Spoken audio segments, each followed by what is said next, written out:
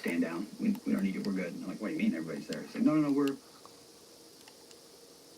Trump, and he was elected for Bush also. They said, who's the healthy? We do have breaking news, everyone. President-elect Donald Trump is speaking now publicly for the first time since election.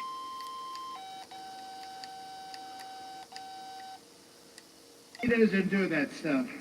And he did a beautiful job, and I want to thank you and John Boyd for being here. John, the great fight movies, I think Sly has a lot of them, and John has The Champ. What a movie that was, right? But I want to thank everybody for being here. You know, when Mrs. Post and E.F. Hutton, her husband at the time, when they built Mar-a-Lago many years ago, the Roaring 20s, it was the Roaring 20s, and we're hotter right now than they ever were in the Roaring 20s, I believe. But we're going to be a lot hotter, but we're going to keep it going. We're not going to have 1929 happen. Although, if it would have continued the way it was, it might not have been too good. But when they built it, nobody knew what was going on. Nobody knew opulence. Nobody knew real luxury. Nobody knew poverty. They didn't know anything. And they learned a hard lesson. In 1929, they learned a very, very hard lesson. And we're going to turn our country around. We're going to make it so great, so strong, so powerful. We're going to bring it all back. I want to thank some people that have been so instrumental in doing such a great job in terms of not only policy, but people, and people love them. Brooke Rollins, who put this on with Linda McMahon. Linda has been a great friend of mine for a long time, right, Linda? I want to thank you very much. And the America First Policy Institute, what a job they've done. But I said, you know, the policy is much more important if we do it for 8 years than it is if we do it for 4 years. So I said, let's do this. Don't worry about your policy. Let's get out and let's win the election. But nobody knew we were going to win it the way we wanted. That was a big one. So that was really great. And Javier, I'd like to congratulate you on the job you've done for Argentina. Your speech was beautiful, but the job you've done is incredible. Make Argentina great again. You know, MAGA. He's a MAGA person. Yeah, make Argentina great. And you know, he's doing that. He's actually doing that. Just happens to work with EA. That one we don't have to worry about. It doesn't work so well with other countries, but you know what? I think your numbers are working also. You've done a fantastic job in a very short period of time. It's an honor to have you here. That's really great. Thank you. Also, Speaker Mike Johnson, wherever you may be, Mike, in this very big and crowded room. Thank you, Mike. I went yesterday, just in case, I said, look, I want to tell you I'm behind this man 100%, and he got 100% of the vote from Republicans. Are you sure? You sure, huh? No, he's doing a great job. Nothing easy. We actually had one little period, about 4 weeks, where we had a majority of 1. That was not pretty, right? And you handled it beautifully. He just kept that stiff upper lip, but he's doing a really good job. And that was a great vote you got yesterday. Totally unanimous vote. Congratulations, Mike. That's beautiful. Members of Congress, all of whom voted for Mike, and they've been my friends. It's just a small group, but we have a lot of them outside, and we have a lot of them coming over the weekend. Byron Donalds, a star. Where's Byron? Byron, what a star. What a star. Thank you, Byron. Ronnie Jackson, Doc Ronnie, he's been a lot of things. He was my doctor.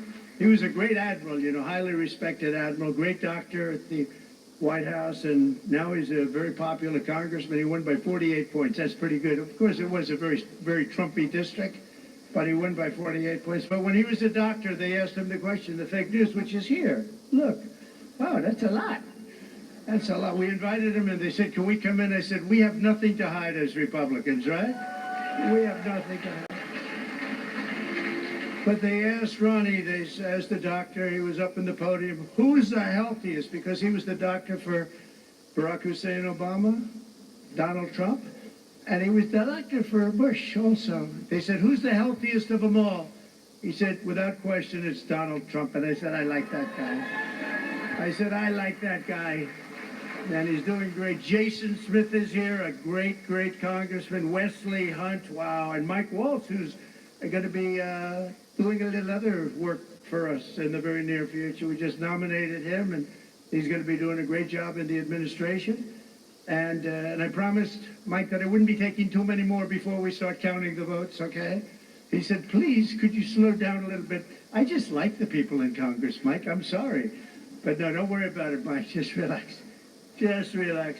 We have a man who has a seriously high IQ. You know, I'm a person that believes in high IQs, and his is about as high as they get. He launched a rocket 3 weeks ago, and then he went to Pennsylvania to campaign because he considered this more important than launching rockets that cost billions of dollars. Elon Musk. Elon.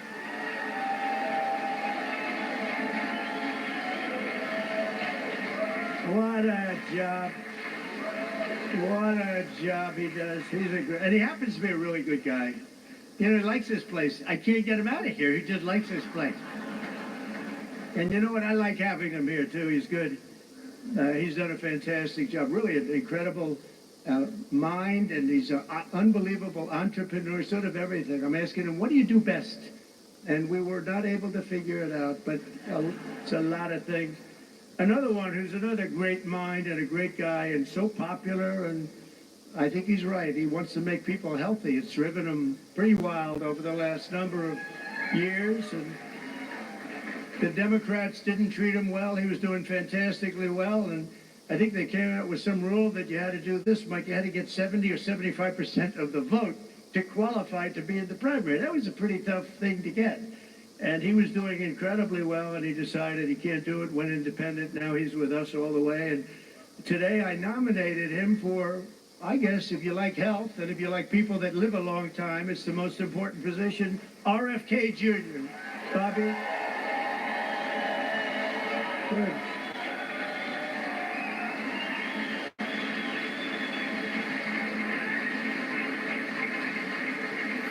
But I just looked at the news reports. People like you, Bobby. Nuts. Caleb is nuts. Don't get too popular, Bobby. That motherfucker nuts. You know, you've reached about the level. Now, we want you to come up with things and ideas and what you've been talking about for a long time, and I think you're going to do some unbelievable thing. Nobody's going to be able to do it like you, and boy, does he feel it in his heart. So congratulations also to your family. And a woman who was a Democrat and was an independent, she went independent, and last week she said, I want to be a Republican because this is what I stand for. And I've always admired her, and I've admired her because she was loaded up with common sense. And it's all about common like sense. richest, I mean, we're one of the conservative in this room, but we can understand the other side. But what we really are is people with common sense. And I think that's why we won with the numbers that we won by. Tulsi Gabbard. Thank you, Tulsi. Great common sense. And you have Vivek Ramaswamy. It's taken people a long time, and now that name is emblazoned into their brain. But Vivek, wherever you may be, where are you, Vivek? Thank you, Vivek. Good. He's working with Elon on efficiency. They're working on efficiency, among other things, and they're going to be saving a lot of money and making our country stronger and better, and they'll be coming out with individual reports, but a big one toward the end. And you put those two together, it's going to be really great. So we look forward to seeing it, working with Elon, and that'll be a great experience. You're going to learn something from Elon, I think, right? It's going to be great. Thank you very much, Vivek. And great job. What you've done is fantastic. And somebody that I've admired for a long time, but I've really gotten to know him in my political life, but especially I think over the last year, more than maybe ever before, maybe more than even in the first 4 years, because we had a tremendous success to my first term, and then bad things happened, and we had to wait. I couldn't wait. I was saying, they're not going to do it. They're not going to help us. They're not going to save this country. And it really dawned on me about 10 days out. I said, wait a minute, with 10 days, I waited 4 years, 3 years, 2 years. All of a sudden, it's 10 days, and then every day seemed so long. But I knew by the crowds we were getting, it was going to be really something. And Newt Gingrich got up and he said, this is a very special thing that's happening, because nobody has ever had crowds, and they just wanted hope. They wanted something. They just didn't want what they had. And nobody expressed it more beautifully than Newt Gingrich. And thank you, Newt, very much. It was really beautiful. And Callista, thank you very much. Thank you, Callista. But the American people have just delivered really something very, very amazing. The biggest political victory in 129 years. Can you believe that, Newt?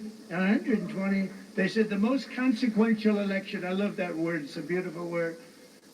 Most consequential election in the last 129 years. Wow, that's something. So we swept all swing states. We won the popular vote. Oh, I love that. You know, in the last one,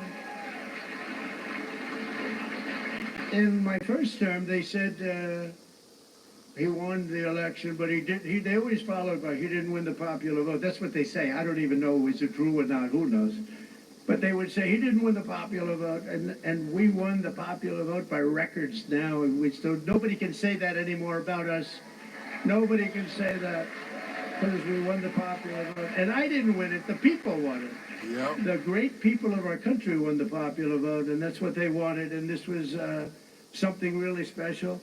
Won the White House, recaptured the Senate, and now, as of today, recaptured the House. Thank you very much, Congressman.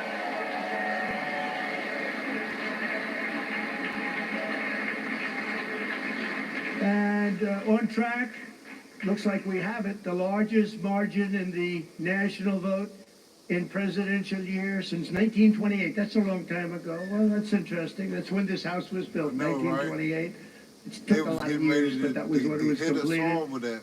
And something that I just read here, and I saw from one of our friends from the news, from the media. Trump is. We won, I didn't know this, Remember we won 49 out of 50 states, shifted toward the GOP significantly. That's a big number. So we won the largest share of black and Hispanic votes of any Republican in the history of our country. That's when Let's Go Brandon got started, because Brandon, that NASCAR driver. We won the largest share of black and Hispanic voters. That's so incredible. They're unbelievable people.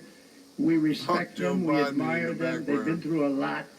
And they like us. And it wasn't easy. It wasn't easy. But if you take a look at the border of Texas, the governor called me, Greg Abbott, who's a great guy, called me up. He said, you won every single town on the border. And these towns were always blue. They were a dark, strong blue, and we won every single town up and down the border in Texas. We won with married women. What about unmarried women? What happened to unmarried women? We won with married women. We won half of all ages. Think of that. More than 50% of the 18 to 29-year-olds, the highest in many decades, the highest number. And again, it really has to do with common sense. You know, people don't want men playing in women's sports, right? They don't want it. They don't want it. You know, I said that during the last few weeks, I was very heavy on the common sense things, like they want a border. They want people to come into our country. They do. They don't want to have exclusion, but they want to come in legally through a system. They don't want them coming in through prisons and through where you dump a prison from countries all over the world, dumping prisons into our country. The prisoners dumped into our country by the millions. They don't want that. They don't want all of the kind of things that they don't want drug dealers. They don't want gang members. They don't want people that are causing trouble. They don't want people that the country doesn't want. And they had I would say a truth, Elon would say an X, but it came out and it had 12 different things, and it went down a list of things, and part of it was that the cartels were bringing in drugs. They don't want them at stopping. When you see the numbers that are going to be released, in 2 days, things happen to our country. This is 2 days as of 3 days ago, but things are happening to our country that we didn't see happening for years. The caravans on the way up, 35,000 people, they're breaking up. They're breaking up. They're not making the journey. And we had 3 or 4 of the highest, I guess almost every single day we set new records in the stock market. We set new records economically. We're doing good. Now, the only thing is, Mr. Speaker, I think it's important, maybe you should pass a bill. you have to start my term from November 5th, okay? Or November 6th if you want. November 5th, because the market's gone through the roof. Enthusiasm's doubled. It's doubled in the last short while. Yep. And I watched a liberal commentator say, you know, whether you like him or not, there seems to be a beautiful light shining over our country and even over the world. I said, this guy didn't say that. But we're going to we have to defeat inflation, and while inflation's down, the costs are way too high. And when I went around, I heard something that was very interesting, the word grocery.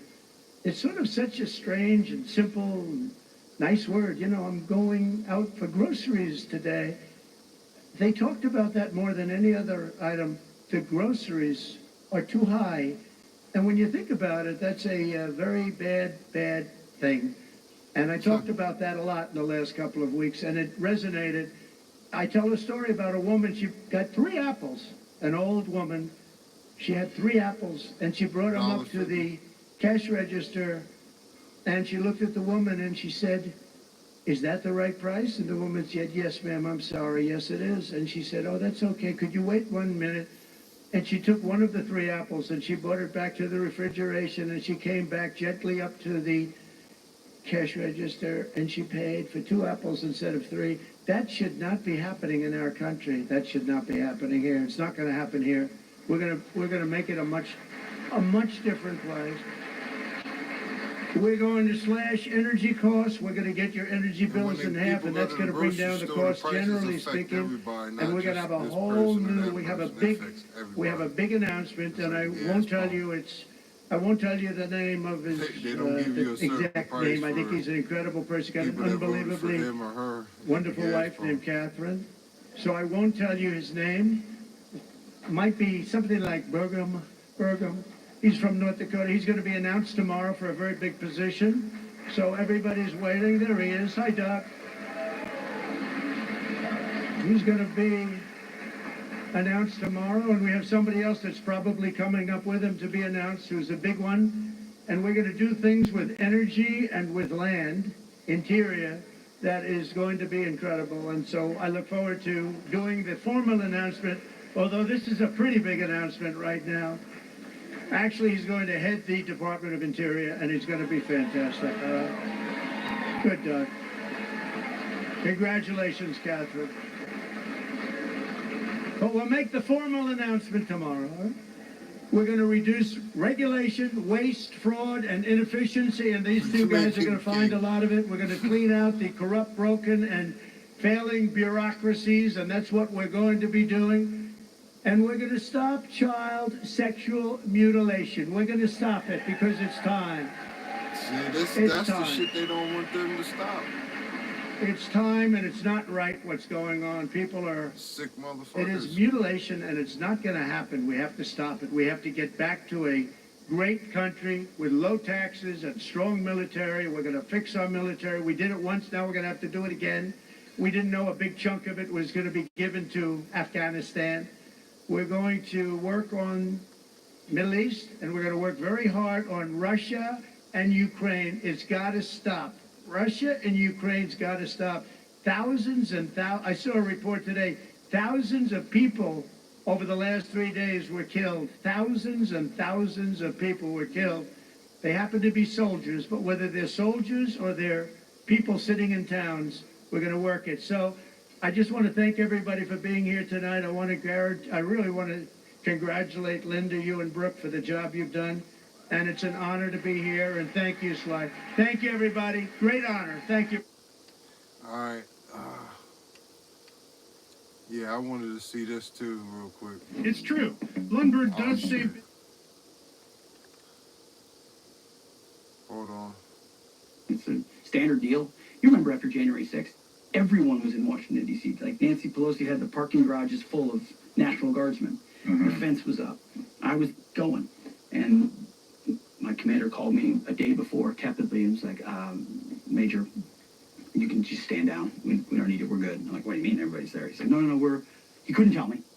And then, of course, when I was writing the book, I reached out to somebody in the unit who could confirm with 99.9% certainty, because he was in the meetings and on the emails, Nope. Someone inside the DC Guard trolled your social media, found a tattoo, used it as an excuse to call you a white nationalist, an extremist, and you were specifically by name orders revoked to guard the inauguration because you were considered a potential threat. Oh, shit. What does it mean to be rich? They keep hitting me with that. The emails. Nope. Someone inside the DC. It's a cross. It's a Christian symbol. That's all it is. There's a lot of guys with, I got a Christian symbol here. I got, no, because it wasn't about that. It was about, I don't know, was it I'm too conservative? Is it because I'm a Trump supporter? Is it because I was a reporter on January 6th? So they just didn't want you there. And so that was maybe I worked at Fox. Maybe that's what it was. They had decided Pete Hegseth is not qualified to guard the inauguration of a Democrat president, which is ridiculous because I volunteered to go to Afghanistan under Barack Obama. I'm no Democrat, but I was hopeful the surge in Afghanistan might work, and I volunteered to go in 2011, 2012. So it's never been about, for guys like you and me, it's never been about Republicans and Democrats. It's been about the Republic. And it's all been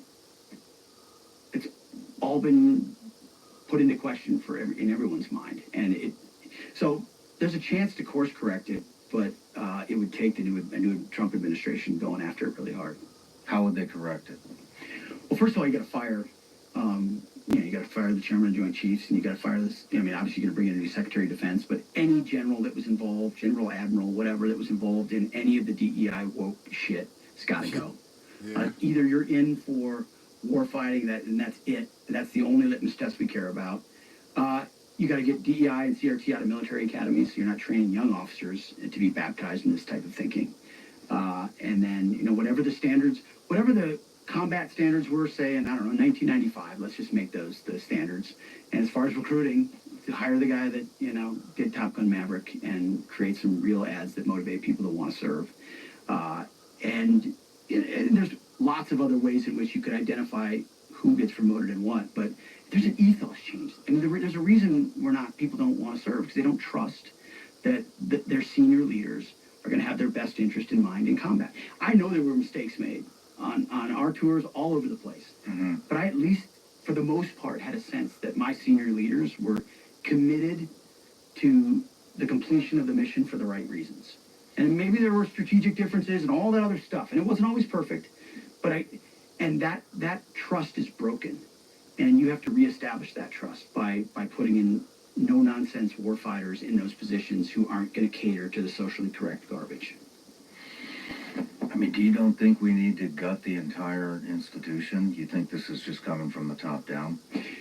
I think right now my assessment based on talking to,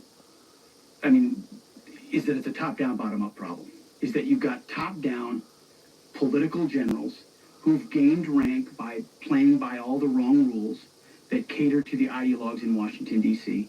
And so they'll do any social justice, gender, climate, extremism crap because it gets them checked to the next level and gets them closer to the political appointees who don't know anything about the military, really, other than they want a new first here and a new first there, and can we get the first trans this or whatever, just nonsense. And then now you have a junior corps, which, listen, their incentive structure, whether it was in university or at service academies or just coming through college, is belief in these things. That diversity is our strength. That equity, that the standards could be racially biased. That showing up on time is a social construct. All these. So if you spend enough time with those two things meeting, you could have a wholesale takeover of the Defense Department. I do think there's still a core of mostly silent. They also pushed out a lot of vaccine folks because of the vaccine, obviously. I think That's another one. I think that was a purge. engineered as well. That's a purge of people. That's a purge of people of conscience. If you have enough of a conscience, whether it's faith, belief, or whatever, purge out. Patriot extremism, purge out. So there was a big push of a lot of those people in the middle out. I still think, and I know enough guys and talked to enough who said, hey, I want to be in for the right reasons. I know what's wrong. It's jacked up. If I say something, I'm canned. But in a new environment, I think there's still a core there. That's not. And here's the challenge: in Battle for the American Mind, my other book was about the state of education in America, which is total. I mean, government schools are, you know this as well as anybody, horror shows. But if you want to get out of them, you can. You can move. You can homeschool. You got options for the most part. School. We only have one defense department. What's the option? Abandon it? And so if every patriot abandons it, what does it look like, and how is it utilized in the future in ways that are far more nefarious than foreign wars, where we get entangled and we end up trying to nation build for 20 years? I feel like that's how we fix it. You abandon it. Really? Yep. I know you probably think I'm No, crazy. I would. We have a Second Amendment. We have more gun owners than anything else in this country. Yeah, I know we need planes and tech and satellites and Space Force and all the Navy and all the shit, but when's the last time we actually went to war to fight for our freedom? We won't even defend our southern border. Should we have been in Iraq? I was a huge proponent of it at the time, but in retrospect, absolutely not. So was I. I don't think we should have been there. Yeah. I think that was all for Cheney and KBR, Halliburton. I think we were in Afghanistan for way too. I don't even think we're defending the country. Like, why the fuck are people even signing up to go to war for what? For what? Whose war? It's not our fucking war. We're funding the Taliban $40 to $87 million a week. A week. A week. They run the government over there. They're making passports for these guys, legitimate passports for these guys. They fly them all over South America and Central America. They funnel up through the southern border. You know, it's not a fucking conspiracy. It's real. And like, so what are we going to use our military for? For Ukraine? No. So why would anybody sign up? What are you defending? What are you defending? It's a great question.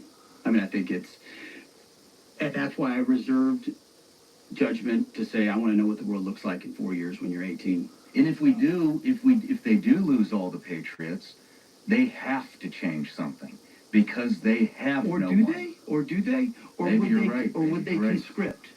Maybe you're right. Or would they bring in pathway to citizenship, conscript? I mean, I think DC will find a way, and it may be ugly, and so I share all of your skepticisms about that. I've been a recovering neocon for 6 years now. Like the foolishness with which we ricochet around the world, intervening, think it was in our best interest when really we just overturned the table and created something worse in almost every single scenario, has led to the hubris of the Pentagon is that they want to now tell other countries how to do counterinsurgency based on what we did in Iraq and Afghanistan.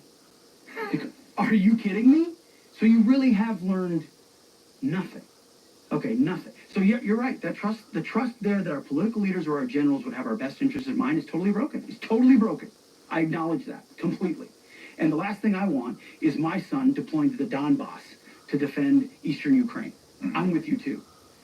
At the same time, I'm fearful of what happens when the institution gets abandoned completely. And maybe it feels like the public school argument, like, hey, if we take all the Christians and people of faith out of public schools, then they're really going to go, yeah, but you got to save your kid, right? And I'm going to save my kid, and that's the view. It's just there isn't an alternative right now to the United States military. Mm-hmm. There just isn't, and I don't want to lose patriotic influence over that. So my prayer, because if Donald Trump doesn't win and Kamala Harris is the commander-in-chief, what's happening inside our military is going to go on another level of warp speed. Mm-hmm. And you're going to see even more guys and gals retiring, and even more of the DEI woke focus, and it's going to continue to spiral. If Trump does win and goes at it, I think it might be our last sort of chance to save this institution and turn it back to what it was, because it is a top-down organization. You put a SecDef in there who's focused on all the right things, get rid of all the things that are described in the book, and focus on warfighting, lethality, and training and standards, real standards, not equity, but equality. Mm-hmm. You can do it. There's still the core there, But I share all your. I mean, what has Washington shown us in the last 20 years that we should trust them with how they'll use our young men? It's fair. I mean, Trump tried to use them on the border and they shut them down. Our power grid's fucked. Our border's fucked. Our education system's fucked. Everything's fucked. That's the way it feels. Everything is fucked, and we're shipping all of our money overseas. And we should be. I mean, do you know anything about the power grid? Do you know how bad it is? Super vulnerable. I mean, one EMP, one of the right strikes, and we're. What happens when we're months without power? I don't think they even need to do an EMP. We don't. China produces all of our transformers, all of our solar, all of our wind, everything. And we don't even check it for malware or Trojan horses or any of these type of viruses that they. I mean, even FBI Director Ray came out and said, yeah, they're in our grid and they're in our water treatment plants, and all they have to do is flip the switch. But we shipped 175 billion thus far to Ukraine. But no, well, and Bin Laden's son is now in Afghanistan. He's married to the daughter of Mullah Omar and the daughter of Zarqawi. Zarqawi, and they're. I mean, when you hear when the FBI director is saying that the dashboard is flashing red and smoking, he's not doing it because he's doing it because he's covering it at his ass. He knows something's coming at some point. And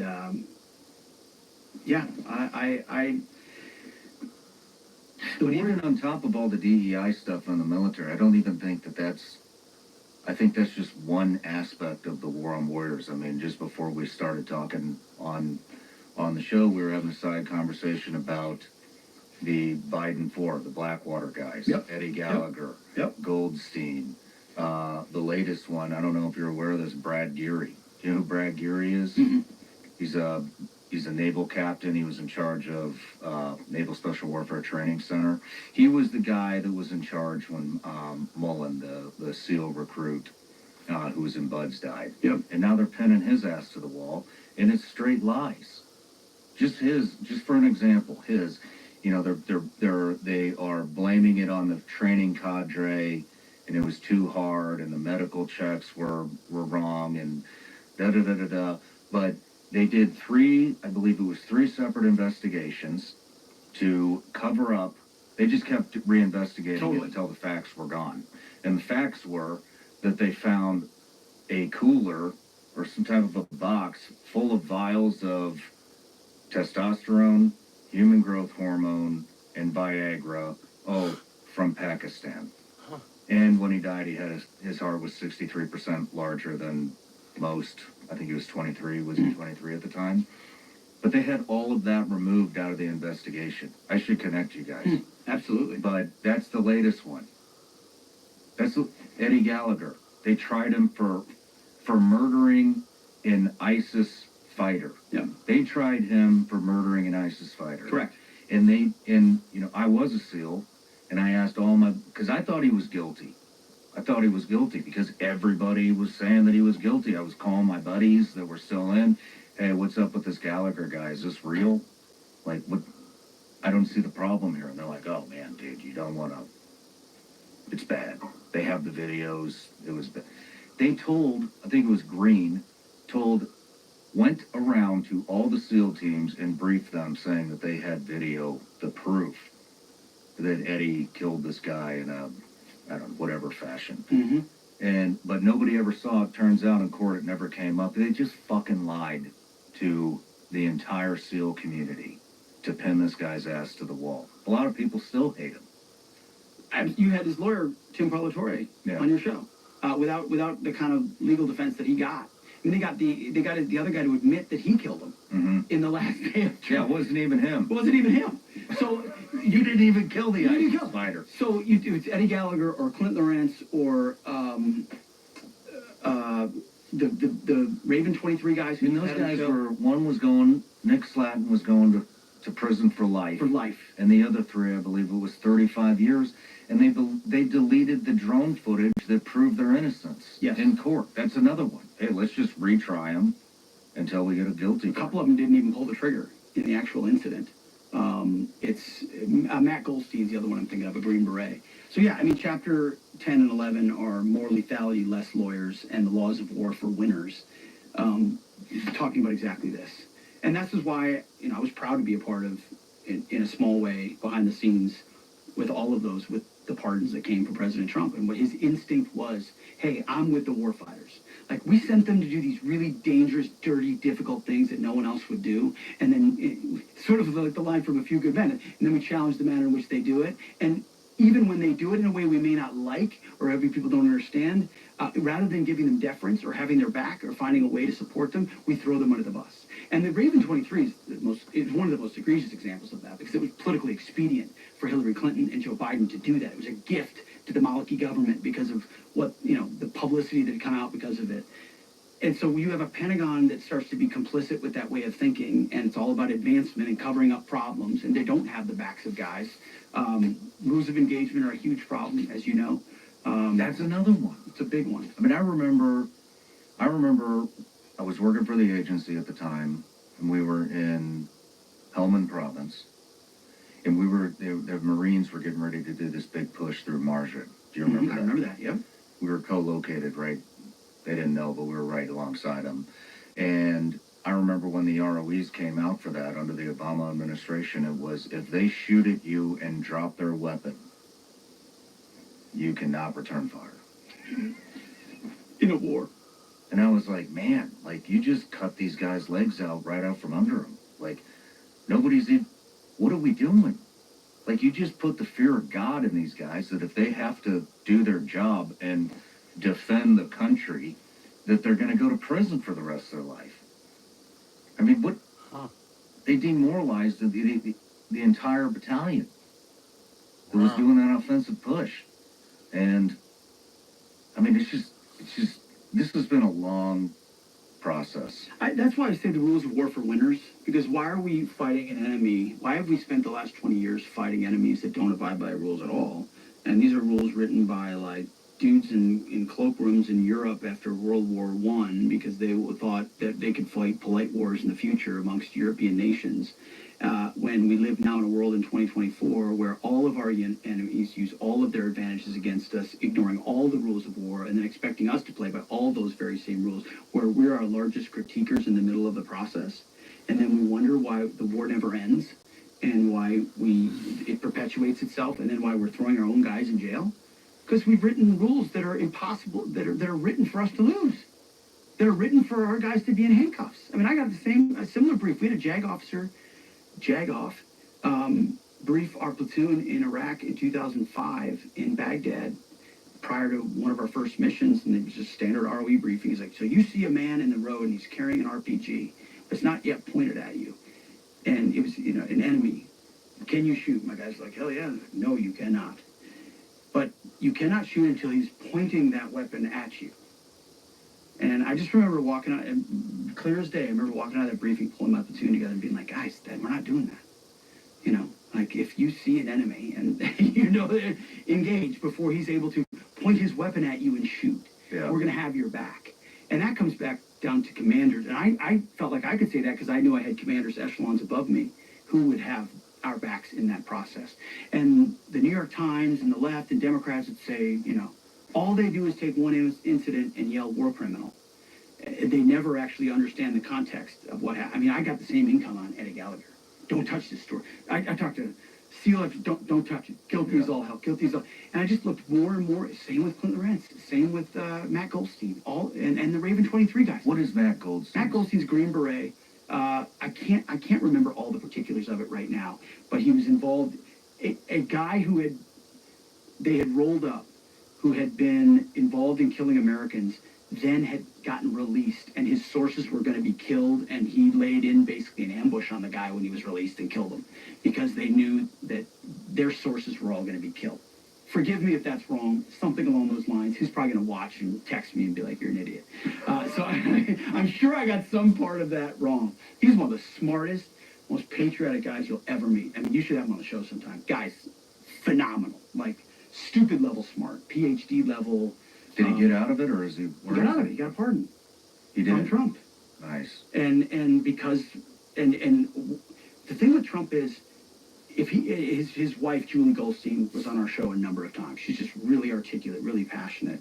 Once he sees a story and gets how it connects to something bigger, it connects to the bigger idea that we're fucking over our warfighters here. Mm-hmm. Why are we doing that? Why did we do that? Why wouldn't we back these guys up, even if This they weren't man perfect? is smart, though. And he'd call me like, they did some nasty, Pete did some is tough real things. smart. These are rough guys, but he respects people that were willing to do it on behalf of the rest of us, and he's not going to throw them under the bus. So once he gets the information, and you're able to say, here's what happened, or here's what happened in Eddie Gallagher's trial. I mean, that went all the way to the Secretary of the Navy, if you remember that. I mean, the guy Spencer got canned for misrepresenting how that entire case went out. That's what you need, leaders that get it, and that was Donald Do you Trump. think it would be a good idea for whoever gets into office to put like a team together of these guys that have been through what we're talking about? Like Eddie, Brad Geary, Goldstein. Yeah. Because one, they know who to go after because it's happening to them. Mm-hmm. Two, they're passionate about Put it. Tim Palatroy on that list too, by the way. He's super Yeah. smart. Yeah, Tim would be He'd be good. a great wrecking ball. He would. A level-headed wrecking ball. But I feel like maybe a little bit of an overcorrection because, it's personal, but Sure. I mean, I feel like that would be a great start. Yeah, you have to start with people who can say, okay, I know who the political animals were in those places. Yeah. Because that's the challenge of a new administration. So everyone's going to jump up and down and say, I was this, or I was never really for that, or I was... Because they want to preserve their careers, and you're going to have somebody that's able to call balls and strikes. I mean, this isn't just happening with the military, though. I mean, this is in all the agencies. I know it's at the agency because I was there. It was bad when I left in 2015. But, when you say from the top down, I don't know if that works. I don't know about the academies, what they're teaching. Well, you'd have to change the academies too, right? So that's where you have to change both sides of that squeeze. Mm-hmm. You have to, admission standards, overall standards.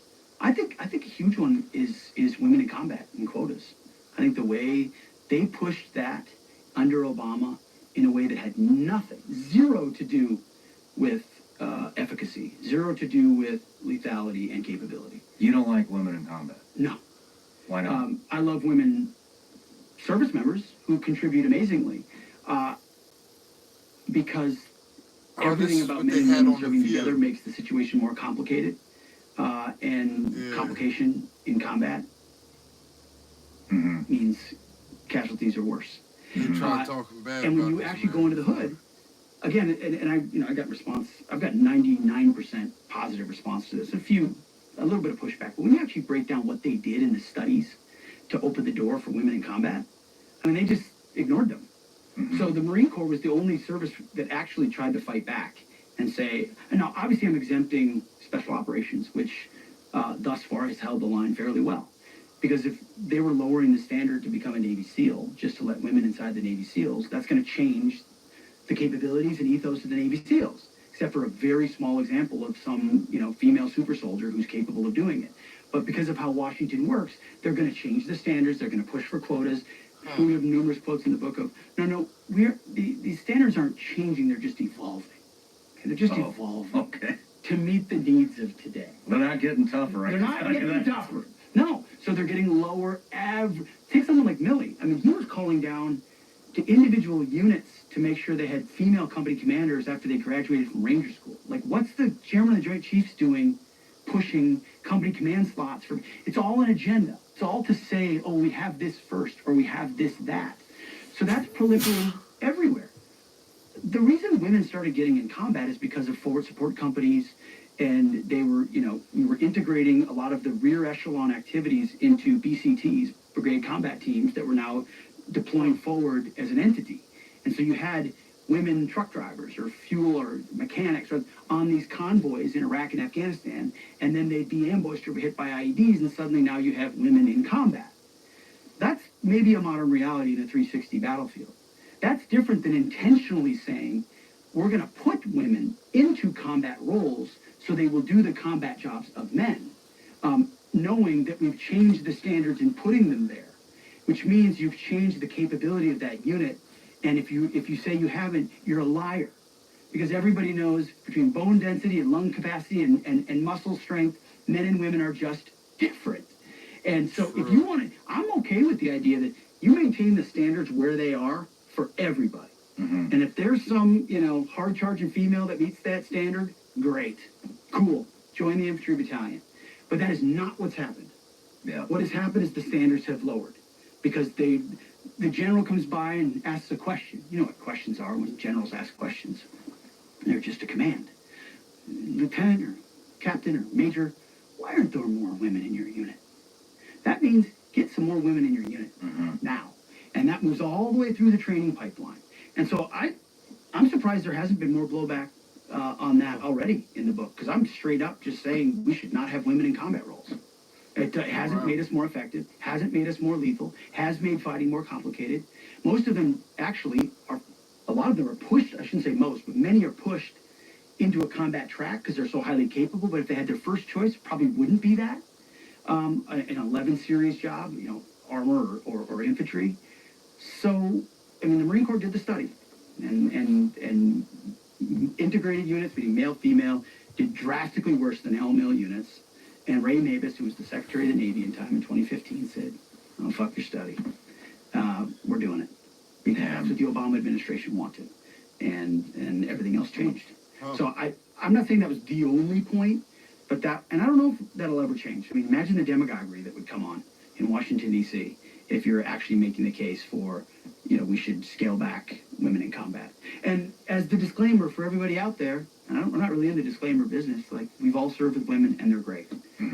It's just our institutions don't have to incentivize that in places where not traditionally, over human history, men in those positions are more capable. Yeah. I'm not going to argue. I think women, I have to give my opinion here, I guess. I think women do have a place in combat if they want it. I think there are certain units that they need to stay out of or create their own, because when you said it gets complicated, yeah, it does get complicated, man. Sex happens everywhere. And I talked about this on another one, and I got blasted for it. Like, oh, well, you guys should be more professional. Yeah, fuck you, okay? Like, wasn't there, like, some senator's aide getting his ass pounded in D.C.? Like, there's your top people. In the hearing room. Okay? Okay, yeah. Then we got a president getting blowjobs under the desk. Like, give me a break, man. Come on. This shit happens everywhere. Everybody knows it. Happens everywhere in corporate. Happens everywhere in government. Like, it's just humanity. Like, people are going to have sex. And that creates drama. And that breaks team dynamics and creates issues between personnel. And the next thing you know, you're going to combat with a bunch of people that hate each other because there was some kind of a love triangle going on in the platoon. Or we treat somebody differently in the moment. Yeah. Right? Maybe something like a female engagement team. Like, I understand the role of female engagement teams. There's some amazing pilots. I'm not even talking about pilots. I'm not talking about the ability to, I'm talking about physical labor-intensive type jobs. So Shooting maybe you're people talking in the face at close distance when it's very personal. That's the kind of stuff you're talking SEALs, Rangers, Green Berets, MARSOC, infantry battalions, armor, artillery. If it's strength, I'm talking about something that would need strength is a differentiator. Yeah. Pilots, give me a female pilot all day long. I got no issues with that. Yeah. I got no issues with So thank you for that opportunity to clarify. But on the physical stuff, there's just a difference. Yeah. He's got a point. Man, what else is there? What else is going on with the war on warriors? Where I was going with the other agencies is the academia stuff, and they get in. So it's coming from the top, but it's also in the education system, which we should talk about too. And then they get in to these agencies, and so it's coming from both. For sure, and it's happening not just at the, FBI is another prominent example of that. We saw, take the assassination attempt of President Trump. I mean, in a perfect world, would you want to have like 6'3" guys guarding a 6'3" president? Well, I'll tell you what, it sure as hell doesn't make sense to have a 5'5" woman in there guarding a 6'2" man, because part of personal security is you should be able to shield your principal. Yep. And that obviously didn't happen. Folks, you know it, America has never been this close to collapse. To make matters worse, we're right around the corner from an unprecedented political... I ain't trying to buy new the food, I'm sorry. supplement industry. We have all these companies, they pop up every other day, they're all selling man, snake trying to sell oil. me How do you know who to some trust? Supplements? I ain't taking no pills. They promised they would do. Was founded in honor of Navy SEAL Glenn Bub Doherty, and every product supports veterans with 10% of all profits going to help military men and women transition back into civilian life. And now for the recipe for the biggest and best shit of your entire life. Bub's collagen peptides mixed with Bub's apple cider vinegar gummies. And you have a recipe for success every day. Bub's collagen peptides. That I heard more about than I thought is the transgender stuff in the military. Yeah. Probably don't see it very much in special operations, but in conventional units. I mean... Oh, no, you see it. Really? I mean... Yep, I have a bunch of buddies in 10th group that talk about it. Awesome. Right here in Awesome. Tennessee.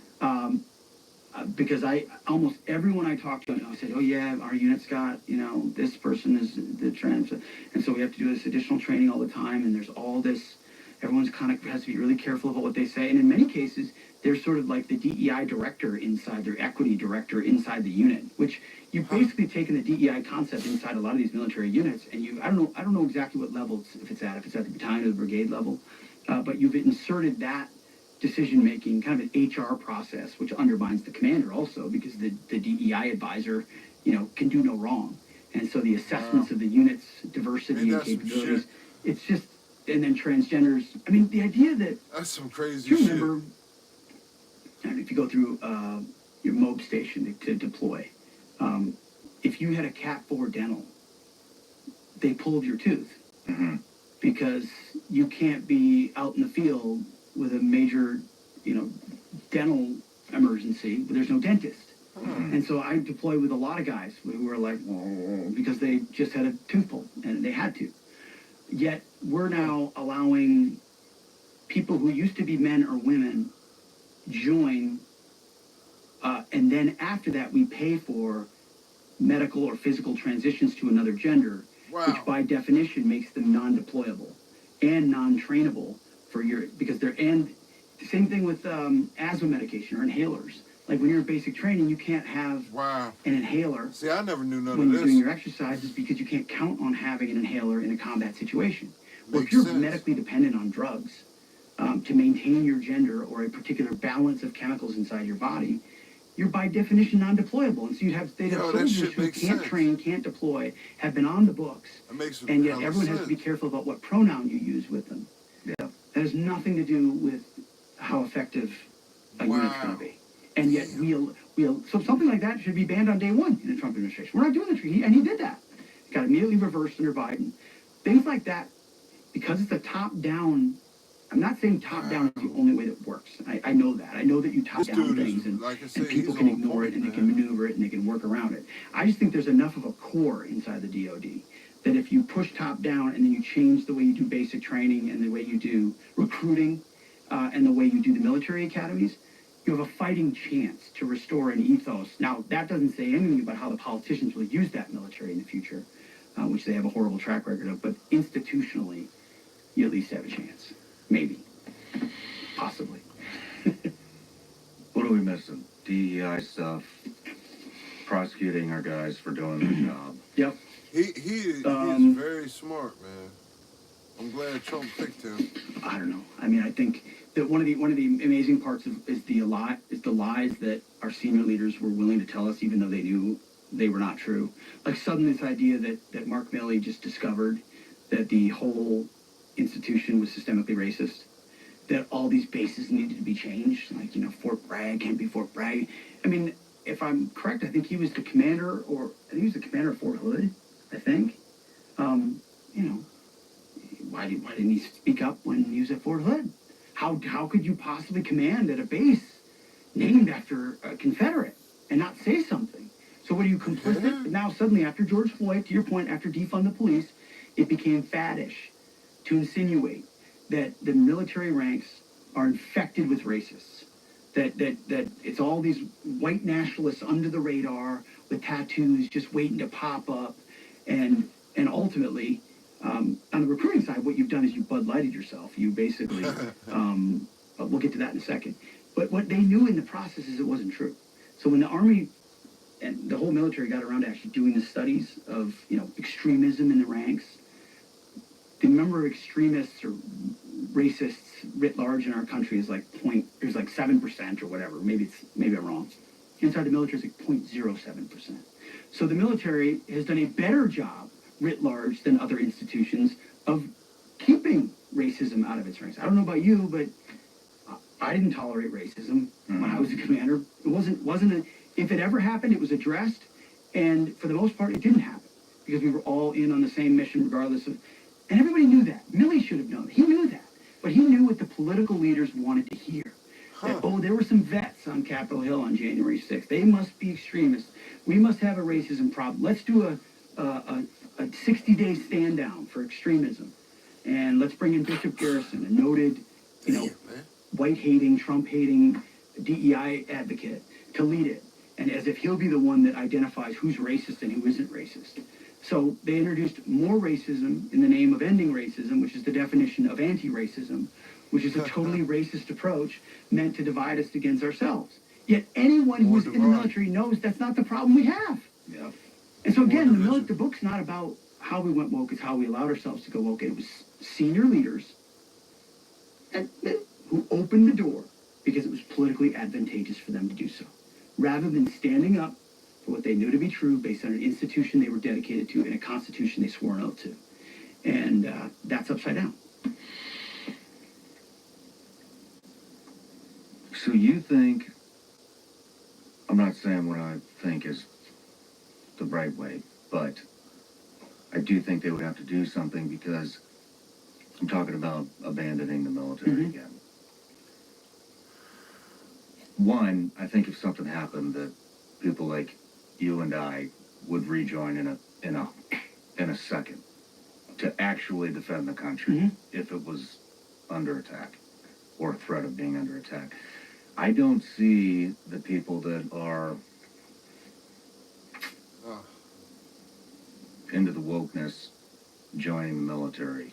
That's why that's why the retentions or the recruiting's so bad, because it's not working. Like, what is the percentage of people that are actual trans people? Oh, it's very, very small. It's like something percent, correct? Correct. So I don't see them joining. I don't think we're going to see a bunch of Latin Americans joining. I mean, they could have joined. They don't believe in what we're doing either. They want to come here for opportunity, right? But they don't believe in what we're doing. I mean, they could join the cartel's army.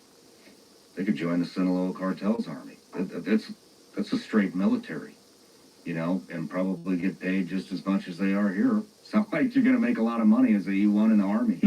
You don't. And no, a staggeringly low amount of money. To your point. And so, how would they replenish? They would have to rid themselves of the shit that's keeping people out. Correct. And that's why I think it's our only way out is, and that's why I do think we're at an existential moment. I'm not trying to be hyperbolic here when it comes to the DOD. I think we're at a shit or get off the pot moment. Yeah. We are at a tipping point for total institutional corruption. And Trump has a chance to reverse that when he wins. Because what the military did, I didn't finish the thought on that, is they committed a Bud Light. Like in search of a non-traditional constituency, they offended their core constituency. So there aren't enough lesbians in San Francisco. to man the 82nd Airborne. Mm-hmm. And in trying to cater to that, they lost the boys from Tennessee and Kentucky and Oklahoma. The traditional dudes who did it because they loved their country, or they wanted the adventure, or they, wanted to try tough things, or they need an up and out of their community, whatever it is. They're like, if I wanted to do the woke crap, I could go to the local community college or local college. I don't need it here. Mm-hmm. I think that could change quicker than we think. And I'm not saying people will rush to recruiting stations, but if you bring in a commander-in-chief that the rank and file Americans respect, and then you speak to their patriotism and their love of country, and then you say, we've removed this person, this person, this person. We're putting serious people in that have the best interest of the institution and of your son or daughter who's a warfighter in mind. And then we're going to create commercials that make you actually feel like you're going to be a part of something real, fund it properly, do it properly. I don't know. I think you get rid of these recruiting shortfalls really fast. Because it's a family business right now. Families are opting out. Does it, I mean, let's say Trump does get into office for another 4 years. And then let's say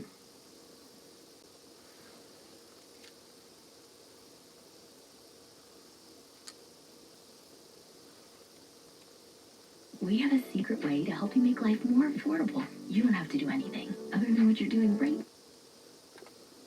a Democrat gets in right after that. Do you think we're just going to bat this issue back and forth? Or Probably. Do you think it needs to fall hard so that everybody learns the lesson? If you do this, this is what happens. We've seen it.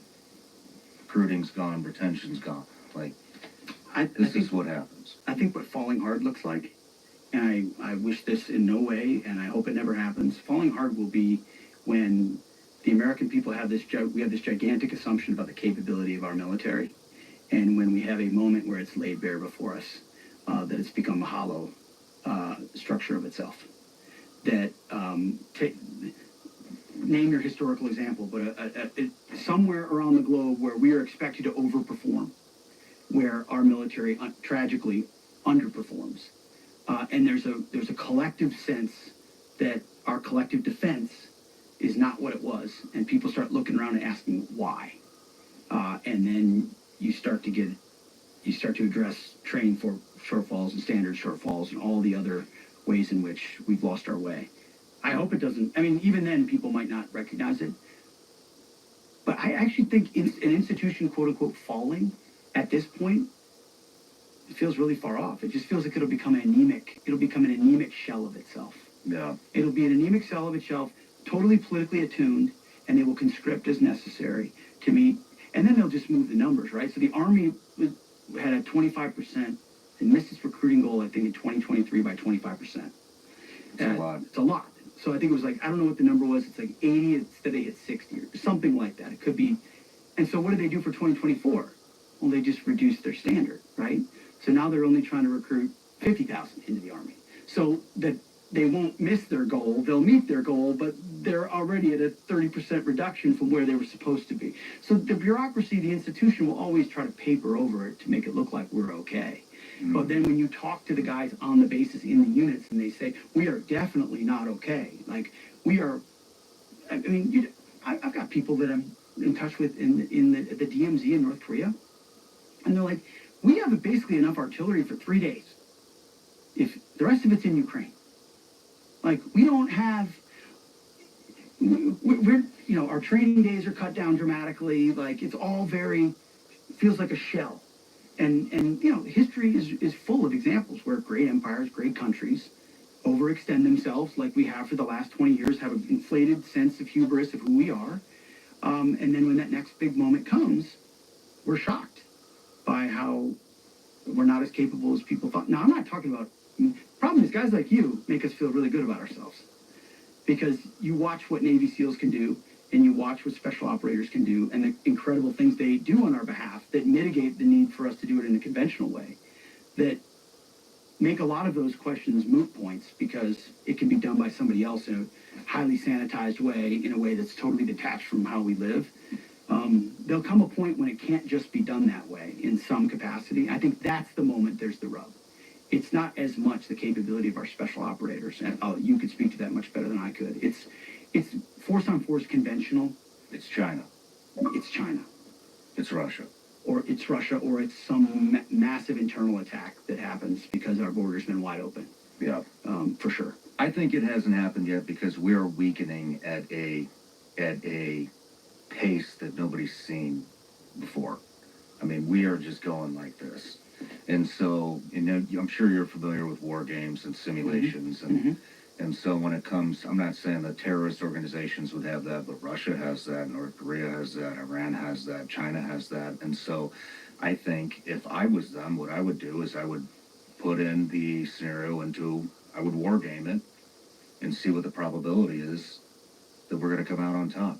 We being China, Iran, Russia, whoever.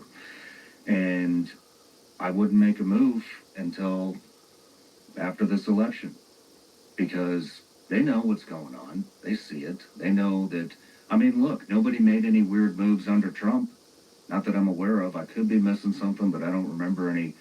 And then as soon as they got in, Russia went after Ukraine, tensions with Taiwan getting stronger, the border, Israel, like all this shit, everybody that wanted to make a chess move on the board did it as soon as Trump was out of office. And we're seeing the country in decline, like it's never declined before. And so if I was them, I wouldn't make a move. Here's when I would make my move. I would make my move the first day that Trump is in office, because that would be the weakest point before we start to see an incline. And if they don't, if Kamala gets in there, I would wait another 4 years. You could just let it keep declining. And I would just let this place get as weak as it possibly can. And then I would pull the trigger. And I think that's when we'll see it. I think we'll see China go after Taiwan.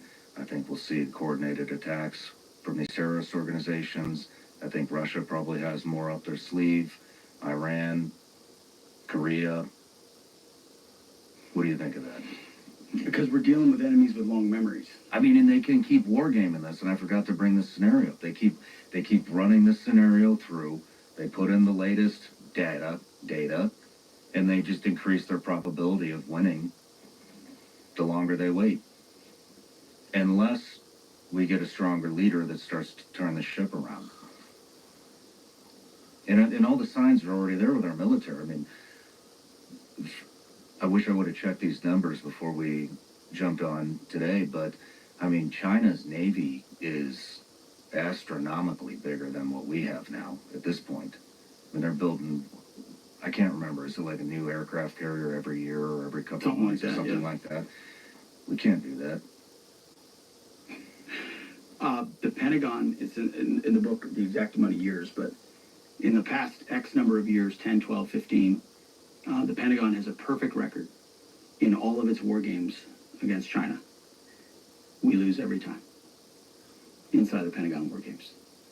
We know what our real capability. You see, we didn't even get to this part of the war on warriors. I mean, the military-industrial complex, the way we procure weapon systems. You know, we're always, the way our system works, the way our bureaucratic system works, where the speed of weapons procurement works, we're always a decade behind in fighting the last war. Whereas China, we have, you know, what did Rumsfeld say? You go to the war, the army you have. We have the army. China's building an army specifically dedicated to defeating the United States of America. That is their strategic outset. Take hypersonic missiles. So if our whole power projection platform is aircraft carriers and the ability to project power that way strategically around the globe. And yeah, we have a nuclear triad and all of that, but a big part of it. And if, you know, 15 hypersonic missiles can take out our 10 aircraft carriers in the first 20 minutes of a conflict, what does that look like? Yeah. I mean, and when if they've already got us by the balls economically, which you pointed out very well, with our grid, culturally, there's plenty of elite capture going on around the globe. I mean, and then microchips and everything. Why do they want Taiwan? They want to corner the market completely on the technological future. We can't even drive our cars without the stuff we need out of China these days.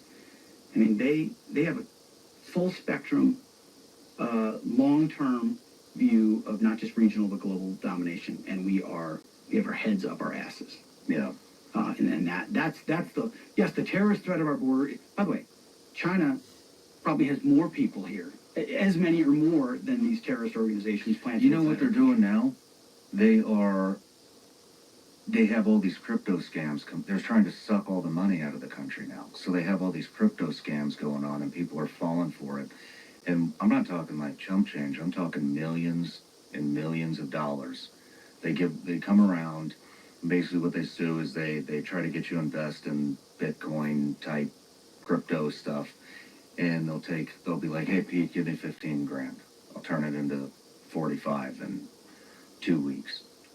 You give them the 15 grand, and like, all right, I can gamble that. And then they bring you 45 grand. The next one, it's 200,000. The next one's $1 million. And then the $1 million happens and it's gone. And so they're funneling all the cash out of the country. This is a big thing that's happening right now in this county.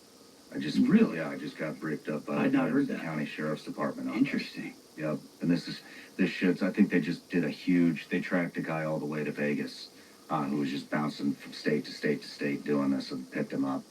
And it's happening all over the place.